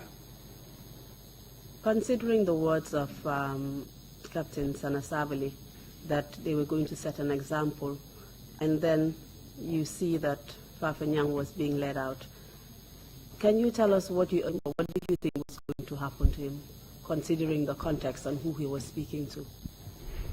At the first place, I knew that something bad was going to happen, but in which form, I will not be able to tell you. I cannot tell you. But, wherever you hear a soldier telling somebody that I'm going to set an example, even in mere punishment, it's like he will punish you to the maximum. If I should stand as an RSM and tell you that I'm going to set an example on you, meaning that whatever I'm going to do unto you, for others to see, nobody will venture to repeat the same act that you've done. So was, planned for him to be set as an example. Actually, I don't know, but I know something was, put aside to set as an example. So what did you do? Where did you? I went to my office, so thinking the whole episode. But within some couple of minutes, I had gunshots. When I had gunshots, I felt very bad, very bad. Then one of the provosts said, "Let me answer to the CEO." That is Lance Corporal Tamba. We call him Nimble Idrissa. So I answered to the CEO. I grabbed my pay stick. Pay stick is like it's a stick, as the word implies. It's a design, stick that is mainly purposely used by warrant officers or drill sergeants or RSMs, for ceremonies, and its main purpose is measuring distance within the ranks or within troops. So I grabbed my pay stick and then I went. When I went, the first thing that I observed on the CEO, I saw him well, but I saw the CEO holding his specs on his left hand and then he was wiping his face. So he did not talk to me. Can you tell us why the CEO was wiping his face? He felt bad. He was shocked. Was he crying? If I said he was crying, I've not heard any, crying sound from him. And all what I saw was he was wiping his face, maybe clearing tears also. Yes, was he wiping tears? So someone who does like, with his handkerchief, does like this and wipe the face. He was, clearing some tears and then also trying to make sure the face goes back to normal. Do you recall how many gunshots you heard when you were at the office? I know it's more than one. So, but how many I don't know. I cannot tell.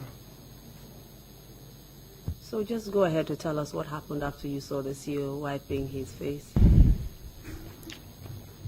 Whilst with the CEO, he did not talk to me. And then when I glanced, towards the cookhouse end, I saw the body of Fafanyang lying on the floor.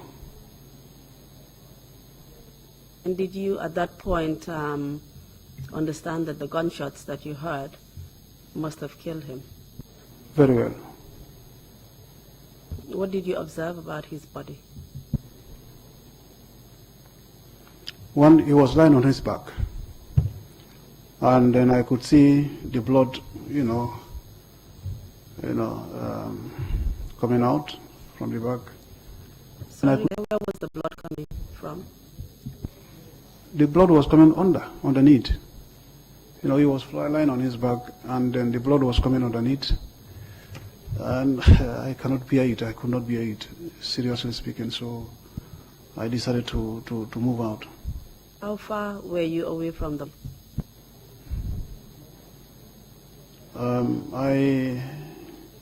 by judging distance, probably you're talking about almost 10 meters. Although he was lying down close to a truck. Was that truck parked near? Anyway, the truck was parked just not directly the anteroom, but adjacent towards the cookhouse. That's where the truck was parked. You saw Fafanyang's body? Like I said, I could not imagine, and in fact could not bear it. I said, well, it's very sad. So I decided to, withdraw back to my office. Did you by any chance near his body lingering around that area? No. So what happened when you got back to your office? I was in my office, very sad at that moment, very bad, mood at that morning, because I cannot imagine what I saw, and not long ago when I saw the council members leaving. At the point that you saw Fafanyang's body, just to take you back, did you see anybody by the name of Private Kohli around that vicinity? No, I cannot remember, because immediately when I saw that, there are situations where sometimes if you are in that mood, you can be looking at a person like this, you don't recognize him. Did you see Alaji Kanyi? Alaji Kanyi, yes, he was around there. At the point that Captain Sanasabali was actually speaking on the phone, you were around, CEO Marong was around. Who else was around then? The rest of the council members were there. And who else? Was there anyone else? Were the Oddlies with them? The Oddlies were there. All the Oddlies were there. But I cannot be able to tell you who and who, or the obviously Sambajalo was there. JCB was there. I think Suso. So I cannot. Suso? Something like, is it Al-Fushedi?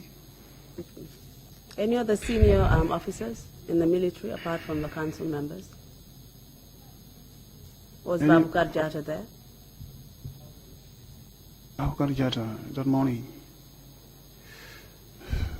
Sorry, it's very hard for me to determine that. I cannot remember. Can you tell us who JCB was? What's his full name? John C. Bendy. John C. Mendy? Yes. Whose Oddly was he? He was an Oddly to Captain Sanasabali. And the other Oddlies, you said Bach Samba. Bach Samba was never an Oddly. Bach Samba was never an Oddly. He was a driver to Sanasabali. Captain Edward Singate, sorry. All right, let's just go back. You were in your office, and what happened? What did you do? When I was in my office, and under that terrible mood, and finally I saw these council members moving out. So I decided to go and meet the CEO, Captain Marong, actually to explain myself what transpires during that night. When I went into the CEO's office, well, the situation was like not favorable, because CEO, his reaction was like he was totally against that action. Because immediately when I enter, I started talking to him to say, sir, before I explain what I wanted to tell him, he started telling me that, you see, oh, what these people have done is totally against the law. I mean, they could have, detain these people and then take them before a court for the court to decide on their fate. Sorry, it is totally. He was totally against it. Totally. That one. I know maybe probably he is watching me from anywhere he is, and he can attest to it, and I can confirm. He was the first officer, I had, condemning the action of these council members. But I don't know whether probably he made it clear to them, but between me and him, that morning he was totally against it. You mentioned that you saw the council members moving out. What do you mean? Moving out of the camp, going back to where they came from. Do you know what happened to the body of Fafanyang?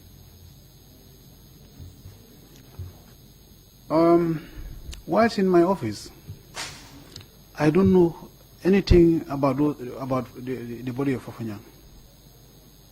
I don't know anything about the body of Fafanyang.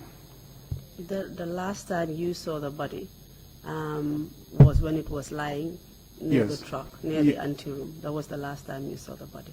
Yes. So what time was it when they moved out, the council members? It was, I cannot remember, but it was around in the morning, getting to the noon time. You mentioned that C.O. Marong was against the murder of Fafanyang, said he condemned it.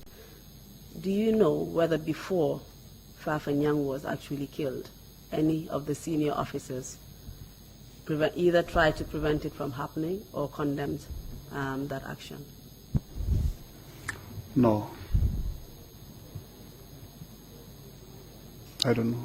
So what happened next after the council members left? Yes, I said, like I said, after when the council members left, I went to the CEO and then saw the condition in which he was. But it was in the office and, we allow things to happen as it is. As it was. And we started, doing our things. But it was really sad, very sad, that day. Did anything of significance happen after that? Did you notice anything after you went back to your office or hear anything? All what I know was later in the day, around in the afternoon, actually, was it around 2, 3 o'clock or thereabout, the council members came back again, led by Sana Sabari. And then when they came, this time around, okay, yes, the army commander, Major Baukar Jata, but this time around he did not come with Dennis Coker, because Dennis Coker came with him in the morning. But I cannot remember seeing him coming with anybody, members. So the council members came in back to the camp. Can you just name which council members were present? All right. Captain Sana Sabari, Captain Edward Singate, Captain Haidara, and then Captain Yankova Toure, together with their orderlies. And after they arrived, what happened? After when they entered the camp, they went straight to the anteroom as usual. So they went there for a while. Then thereafter, I saw a Land Rover being driven to the guardroom end, parked. I mean, like usual, the soldiers were close to the Kiwara. The Kiwara, that's where the soldiers normally hibernate. arrest, sort of. So all of a sudden, when that move was made, you could see soldiers, converging at the guard room. Yeah, and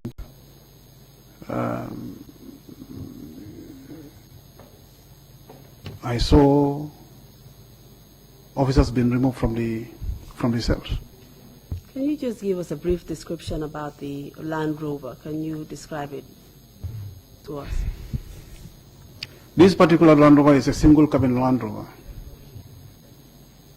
Is it a single cabin? Sorry. Although yes, it's a green Land Rover, but whether single, no, it's not a single. It's a double cabin sort of, double cabin Land Rover with a military color. That is military green. Actually, I cannot remember the serial number.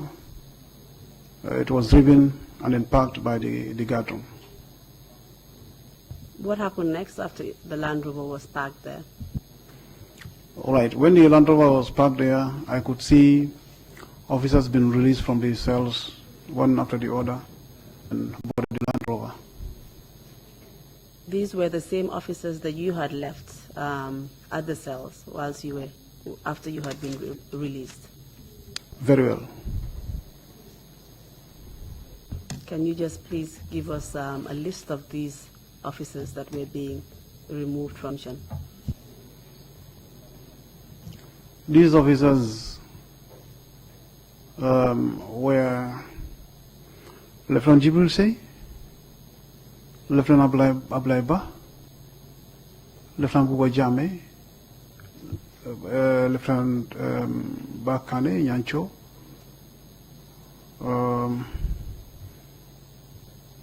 Kenneth Silla.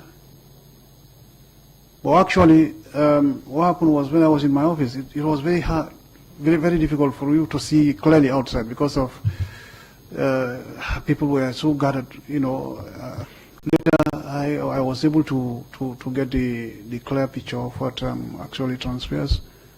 So the officers, I forgot some of their names. I think Officer Lieutenant Lamin Jaju, Lieutenant Dabo. Well, these are the people that I could remember. So you were watching these events from your office? From a window? Was the door open? I mean, how were you actually seeing what was happening? Please allow me to orientate you to the setup at the guard room. You see, the guard room, once you enter in the guard room, it's on your right. So directly opposite it was my office. And then the distance from the guard room door and my office door, probably distance. So you can see, people gathering, occupying that, 5-meter distance. And you could only see through the window, you understand? So it was a little bit difficult for me to actually see clearly what was going on or who was doing what. Would you say that you had a clear view of the officers that were actually being led away? No. I don't have a clear view because of the people that were, in front of my office. So how do you know these were the officers that were being led away? Because you just mentioned their names. Yes, like I said, their names were being called one after the other, but the person that was calling their names, I cannot remember. Their names were being called one and then, into the Land Rover. Do you know if there was any process that was followed prior to them being released and put in the Land Rover? Was there any process that was followed? How was it done, basically, from their release from the cells to the Land Rover? I don't know, actually. I don't know. Apart from the gunshots that you heard when Fafanyang was being killed, did you hear any other gunshots at any other point during that day? No. That you know?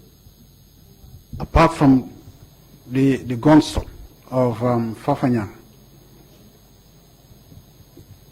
Are you talking about the whole day or at that point in time? The whole day. Yes. That was around in the evening. Can you give us some more details about that? When the Land Rover was parked and the officers were asked to board, and they took them, for me, I thought they were going to mile 2, because at that time, mile 2 was the order of the day. You'll just wake up and then, realize that somebody was arrested and then parked in mile 2 or maybe in the cells. So to me, it's like they were taking them to mile 2. This was after they were being boarded. Asked to board the vehicle. Yes. Yes, please proceed. I proceed? Thank you. Yes, please. Yeah. So they were taken to mile 2. Sorry, they were taken out of the camp. And then to me, it's like they were taking them to mile 2. And then I was... But prior to that, something happened. Can I reverse back? Yes, please. Yes. You could notice that immediately when this episode took place, that is the 11/11, there was a press release on Radio Gambia by Sana Sabali, notifying the general public of what has happened, and the situation was under control, that people should, embark on their normal daily routines. People are free to go, wherever they feel like going. And then thereafter, I think the command felt that it was a normal situation. So I think the CEO was informed of, the unit preparation for the Remembrance Sunday. So when I went there to brief him about my experience during the night, his reaction was like he was totally, against their action. Then that was the time he informed me that the rehearsal was we have to continue the preparation for the Remembrance Sunday. I think that was the time that I started also getting things so that at least the Remembrance Sunday can. So when these people when they took these officers, I was in my office, obviously. Now thinking about getting the men together for the actual parade. Secondly, now that all these officers were arrested, it is like the composition of my parade is being crippled. Where will I get officers for the parade? So all these things were, some challenges, facing me. And then I had only one day before the parade. So I was thinking about this thing when all of a sudden, I don't know whether it took 1 hour or more than that, I started seeing vehicles with full lights entering the camp again. I said, okay, maybe probably there is. Vehicles started entering. As they enter, they take a right turn towards the anteroom. So all of a sudden, when I saw the Land Rover, covered with leaves at the back. So when I saw the Land Rover covered leaves at the back, and I saw legs just there, I said, Allah Akbar. I hold my head and then just sat down. I became frustrated. It was beyond my imagination. Things got worse. Was this the same Land Rover you saw leave with the detained soldiers, back with bodies with leaves on top of them? Very well. Was there any soldier escorting those bodies? any soldier in the truck, in the Land Rover? No. When they were going, I could see Alaji Kanye behind the Land Rover. To be frank, they were going out. I saw Alaji Kanye behind the Land Rover, and they were moving out. So, but when they came in there, no, I could not see any soldier, but it's only the leaves that I saw at the back of the Land Rover. And, the situation got worse. Did you see the bodies that were underneath the leaves? Because you mentioned that you saw legs sticking out. Did you actually see the bodies? If you stand at a distance, you will not see the bodies because of the leaves. But actually, you could see, legs. You could see one or two legs, and that's in fact prompted me to assume that a catastrophe has happened, that the officers that were being rounded up here, and they are no more. So the whole thing of my preparation and then also the situation got worse. Can you just clarify what you mean by there was a big catastrophe? What happened to these officers who had been taken away? They are no more. What do you mean by that? Dead. Do you know what happened to them? Do you know how they ended up dead? That one I don't know. But they went alive and came in dead. So what out there, that one, now wow, it's beyond my knowledge. When they left alive, who did they go with? And when they arrived dead, who did they come with? There was a convoy with a lineup of vehicles. The number I cannot quantify, I cannot tell. That went out, with them. And it is that same convoy that came in. Did the convoy consist of, who did the convoy consist of? The members of the council, precisely the vice chairman with other ministers, defense, interior, local government. Any other senior officers also who went? Well, yes, with their orderlies. And then also the army commander also followed them, Colonel Bab Kajara. Can you name the orderlies?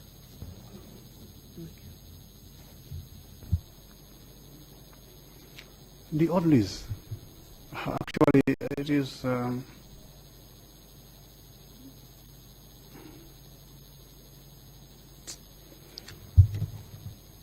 the orderlies. I know they went with their orderlies. Seriously. Do you know who the orderlies were? Each of the countries. Well, for Sabasana Sabali, he always goes with JCB Mandy. And then Singate, the word Singate.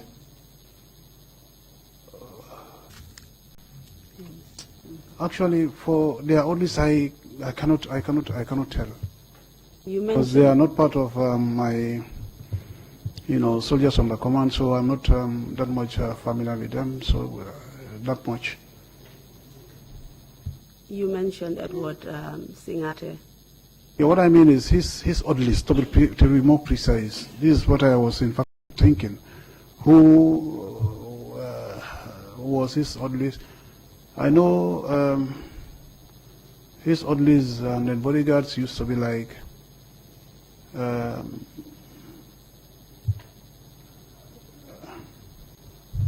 is it I don't know, Churo? That is something Ture. Used to be his orderly. Do you know whether his driver, Corporal Bachsamba Jallo, was with him? Yes, Bachsamba was a driver. Yes. He saw an orderly was a driver, Indeed. and he was with him. And you mentioned JCB Mendy as the orderly of Yes. the vice chairman. Yes, Was he there? he was there. Can you tell us if you remember any other person who was there? Was Kanye there? This is why I said, Kanye, when they were leaving, he was the one at the back of the Land Rover. So when they were coming back, did you see him when they came back? When they came back, I cannot remember seeing him at the back of the Land Rover, but he must have been within the vehicles, inside the vehicles.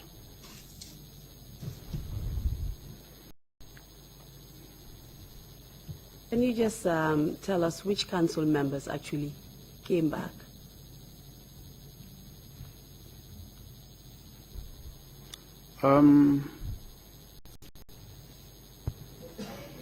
I can remember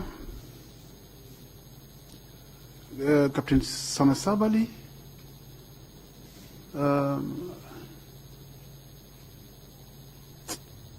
I think, let me not assume here, please.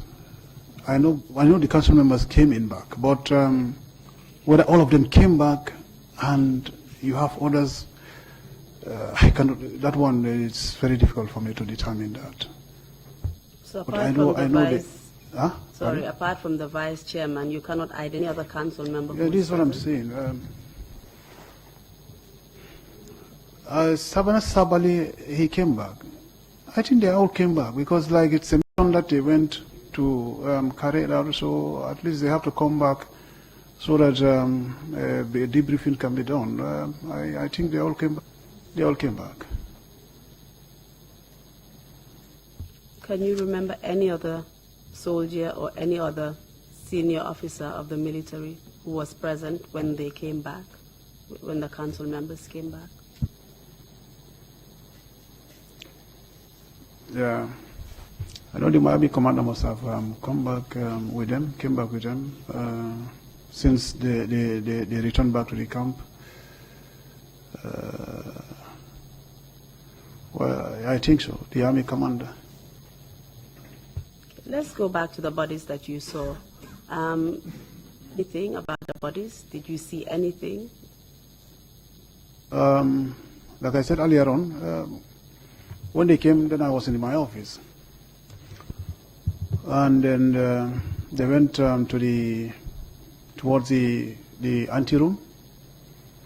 In fact, that prompted another wave of movement by soldiers who were so curious to get a glimpse of what was happening from the QRF and the entire area of the guard room. Soldiers, in fact, moving towards the anteroom. So when I saw that, I just picked up my basic and then went there. So when I went, I could see the Land Rover was parked, having leaves on the back, and clearly I confirmed that. Well, that's a real situation where life were lost, and I felt very bad, very, very, very bad, definitely. Did you confirm that all the detained soldiers who had been taken away were actually dead? At that time, I will not be able to confirm from the cells because, like I said, the cell was filled with soldiers. So maybe probably they might have selected the field where the ones they are looking for, and then put in some other, in fact left some soldiers inside the cells. So but I'll not be able to tell you that yes, the cells were emptied and taken away. Lieutenant, that was not my question. You remember you gave testimony to say the names of soldiers who were actually loaded onto the truck. They are not soldiers, officers. Officers. My apologies. When they were loaded onto the Land Rover, they came back dead. Okay, so those okay, are the okay. officers that I'm actually referring to. Yes. You confirmed that all the officers who had been Yes. taken out Yes, came ma'am. back dead and they had been killed. Sorry about that, because I had detained, so that is why I was assuming that maybe probably you're talking about the cells. Okay. That's fine. That's all right. Just a point of clarification. You mentioned that when the Land Rover came in, it was parked house. Yes. But then I believe you later said that it was parked near the ante room. Can you just clarify You know, where it was parked? you know the anteroom and the cookhouse, the vehicle can be parked, you know, at a position where probably the person looking at it will take reference from any of the two. That is, either you take reference of the cookhouse or take reference of the anteroom. So it's like between these barrier and then the support pole here. You can take reference of the pole to say, well, it's from this pole or from the barrier. So the cookhouse and then the anteroom are not far from each other, so it's okay. That's fine, Lieutenant. What time of the day was this when the Land Rover came with the dead bodies? What time of the day was it? It was around in the evening, but prisoner, what time exactly? Because when they were leaving, it was in the noon time, around 2, 3. So when they came back, actually I cannot remember the exact time. So presumably these activities of killing the soldiers happened in broad daylight. Officers. Officers. I will have to learn to say officers. My apologies, Lieutenant. Okay. Thank you. Yes. Yes. Thank you. Can you now tell us what happened after the Land Rover was parked near the house or the anteroom? What happened next? Like I said, when that wave of movement of soldiers, took place, and then they all gathered around that, and I also went there to see. When I confirmed exactly the catastrophic have taken place, it was a total black day, and then I'm very sad, beyond my imagination, and I could not stand to continue watching. I decided to fall back to retire to my office. It was serious. It's very, very serious. Lieutenant, I'm curious to know why at every point in time when there was either a shooting going on or any kind of happening, you were always found in your office. You gave evidence that normally the soldiers and the men were converging near these events happening, but you always chose to stay away in your office. Can you just tell us why that was the case? Thank you very much. You see, I for one, I said my CEO was the first officer that I had condemning the act of this killing. Critical move. If I was also never part of whatever decision or action, taken by these people, what I was trying to avoid was like in my office without appearing and then disappearing. I will be in danger, because that time some of the people, out of interest and then also gaining recognition, can build a story. That is to say, RSM is always in the office. We don't know why he is always in the office. Maybe probably he's not with us. And he's capable of doing anything. So obviously I cannot stay in the office. That is why I will move in, but at the end of the day, I'll fan back. You understand? Take over. That time, if a word of command is given, get him. You are finished. You are finished. Told you. I was being demoralized, mutilated, in fact, malhandled, coupled with the killing of a very, very close friend of mine, whom I said even his wife, Fatu Sow, can confirm. So it was a complete ballad to me.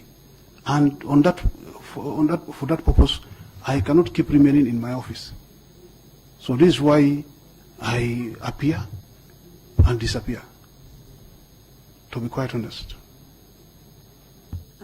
Lieutenant, you mentioned that it was officers on that day. Are you saying that there were no soldiers who were part of those killed? Only officers were killed on November 11th? Is that what you're saying?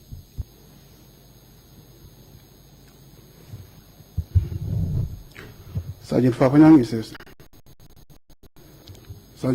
a senior incho. Then followed by these gentle officers. Thereafter, we have two others, EMCC and then Bashir Kamara, who were gone down.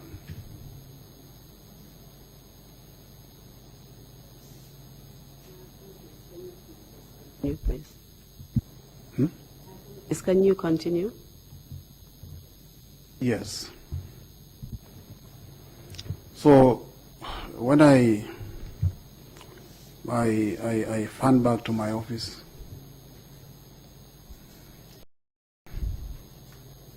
later on,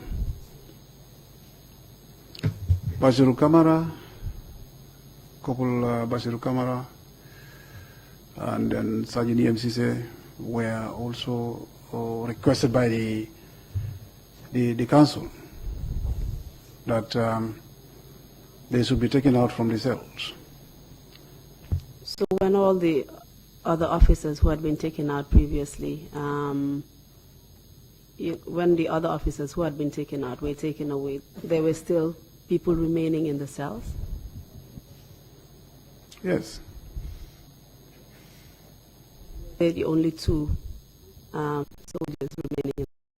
Actually, I cannot determine that because the cell was, completely controlled by the. That situation there, like the RSM, I have my provosts who were responsible for the cells. But on that day, my provosts were sent out, and the cell was controlled by. Because it's like all the detainees were regarded as state detainees. Because even when we were being locked up, that was the statement they made. The cells were controlled by those people. I don't know who was that, but like I said, it was Bachamba who opened the cells for us to come out. So at that time, I don't have any access to the cells to determine whether they were the very two people who were left there.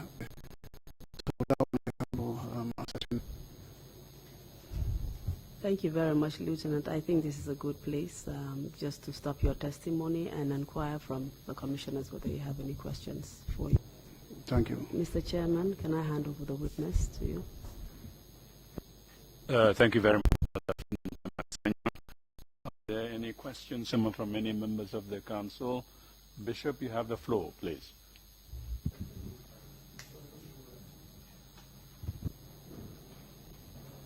Thank you, Chairman. Lieutenant Sanyang. Yes, sir. From what you have described, it would appear that there was total breakdown of law and order during that period from the 10th and is following in the army. There was no regard to discipline, and soldiers would just, well, officers in the higher position that, do as they pleased. Was that the situation? Sir, very well. Then, when you were trained as soldiers, you actually trained as to how you are to use your weapons. Because it appeared that during those periods, the officers chose to use them against their fellow officers and soldiers. Is that what the weapons were supplied to the soldiers for?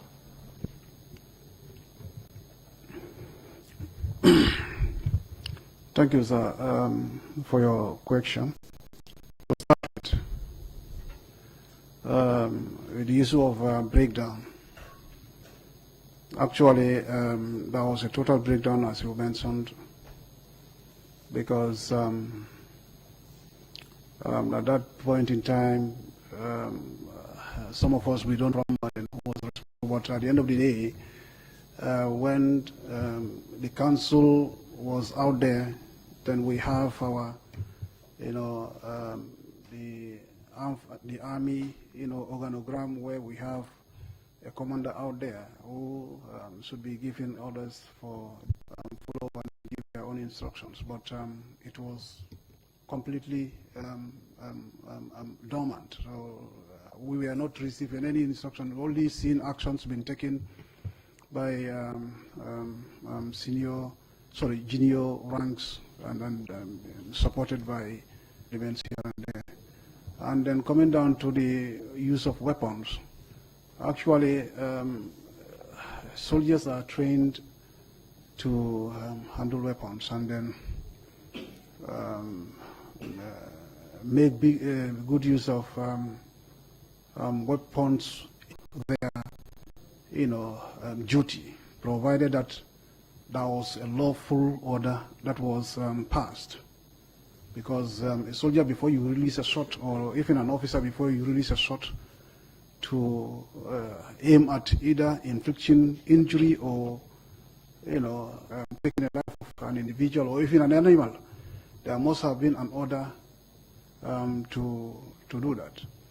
But looking at the situation in which we found ourselves, people take laws into their own hands, and then because of their position and then their accessibility to power, it happens that it was really unfortunate that things happens like that. Yes, sir. Thank you very much. Commissioner Kinte.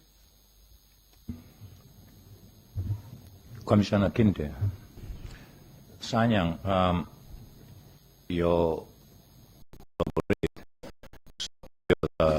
testimony about Papa Nyang. One of the testimonies said Papa Nyang was asked to climb the truck and see his colleagues. If I recall, the other testimony indicated that as he climbed until he was looking at them, he was shot on the back by Edward and he fell down. Both testimonies indicate that far and not away from the truck. Amazingly, you said, and then you also indicated that you saw blood oozing. You did not say you saw the action, but when you came out after the shot, you saw blood oozing from under him. He have a good view of his head and or whether there was also an injury, a blood shot on the head. That's my first question.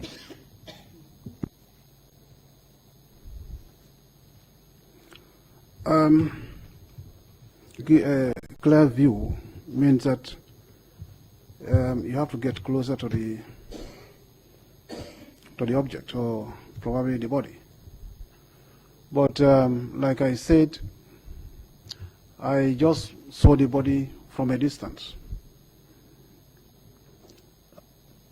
Obviously, yes, I made mention that a truck was parked there, but the activities that took place until the body was there, that one I will not be able to explain.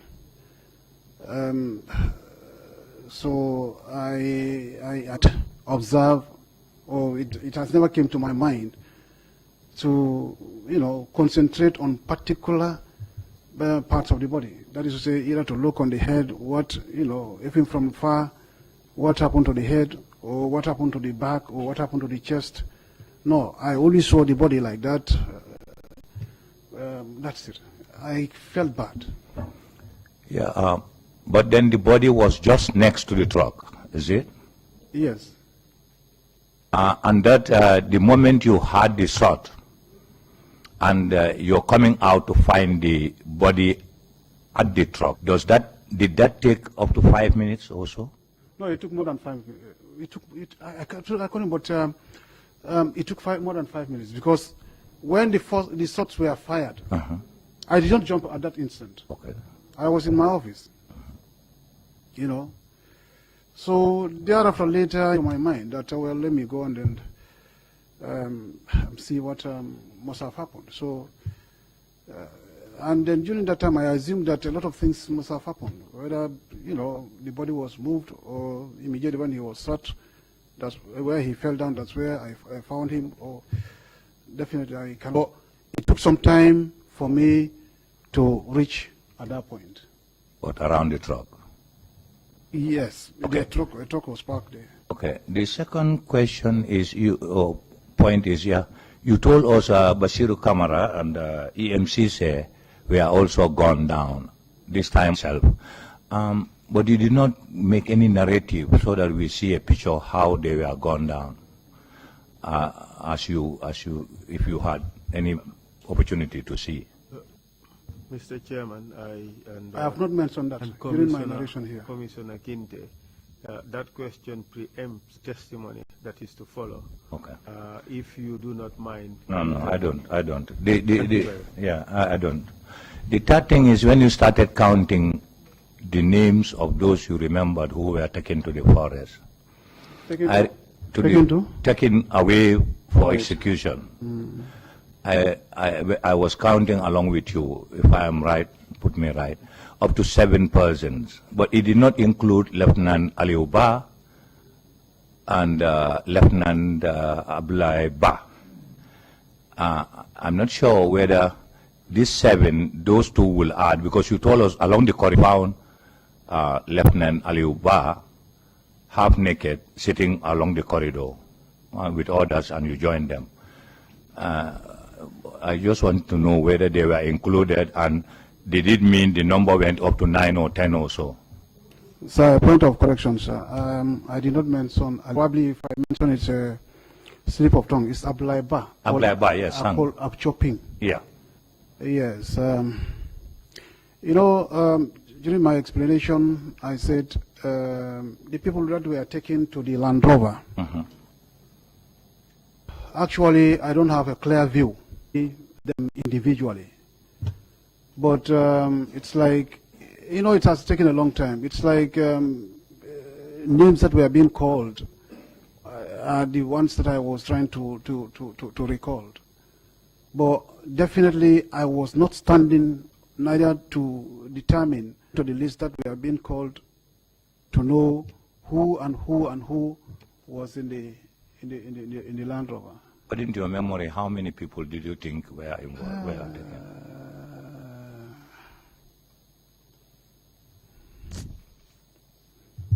Sorry, definitely, I cannot remember, definitely.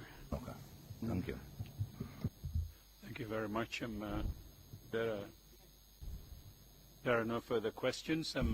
We would take the 1-hour break, come back at 2:30 or 2:40. Yep, a question? Oh, sorry. Yeah, back at 2:40.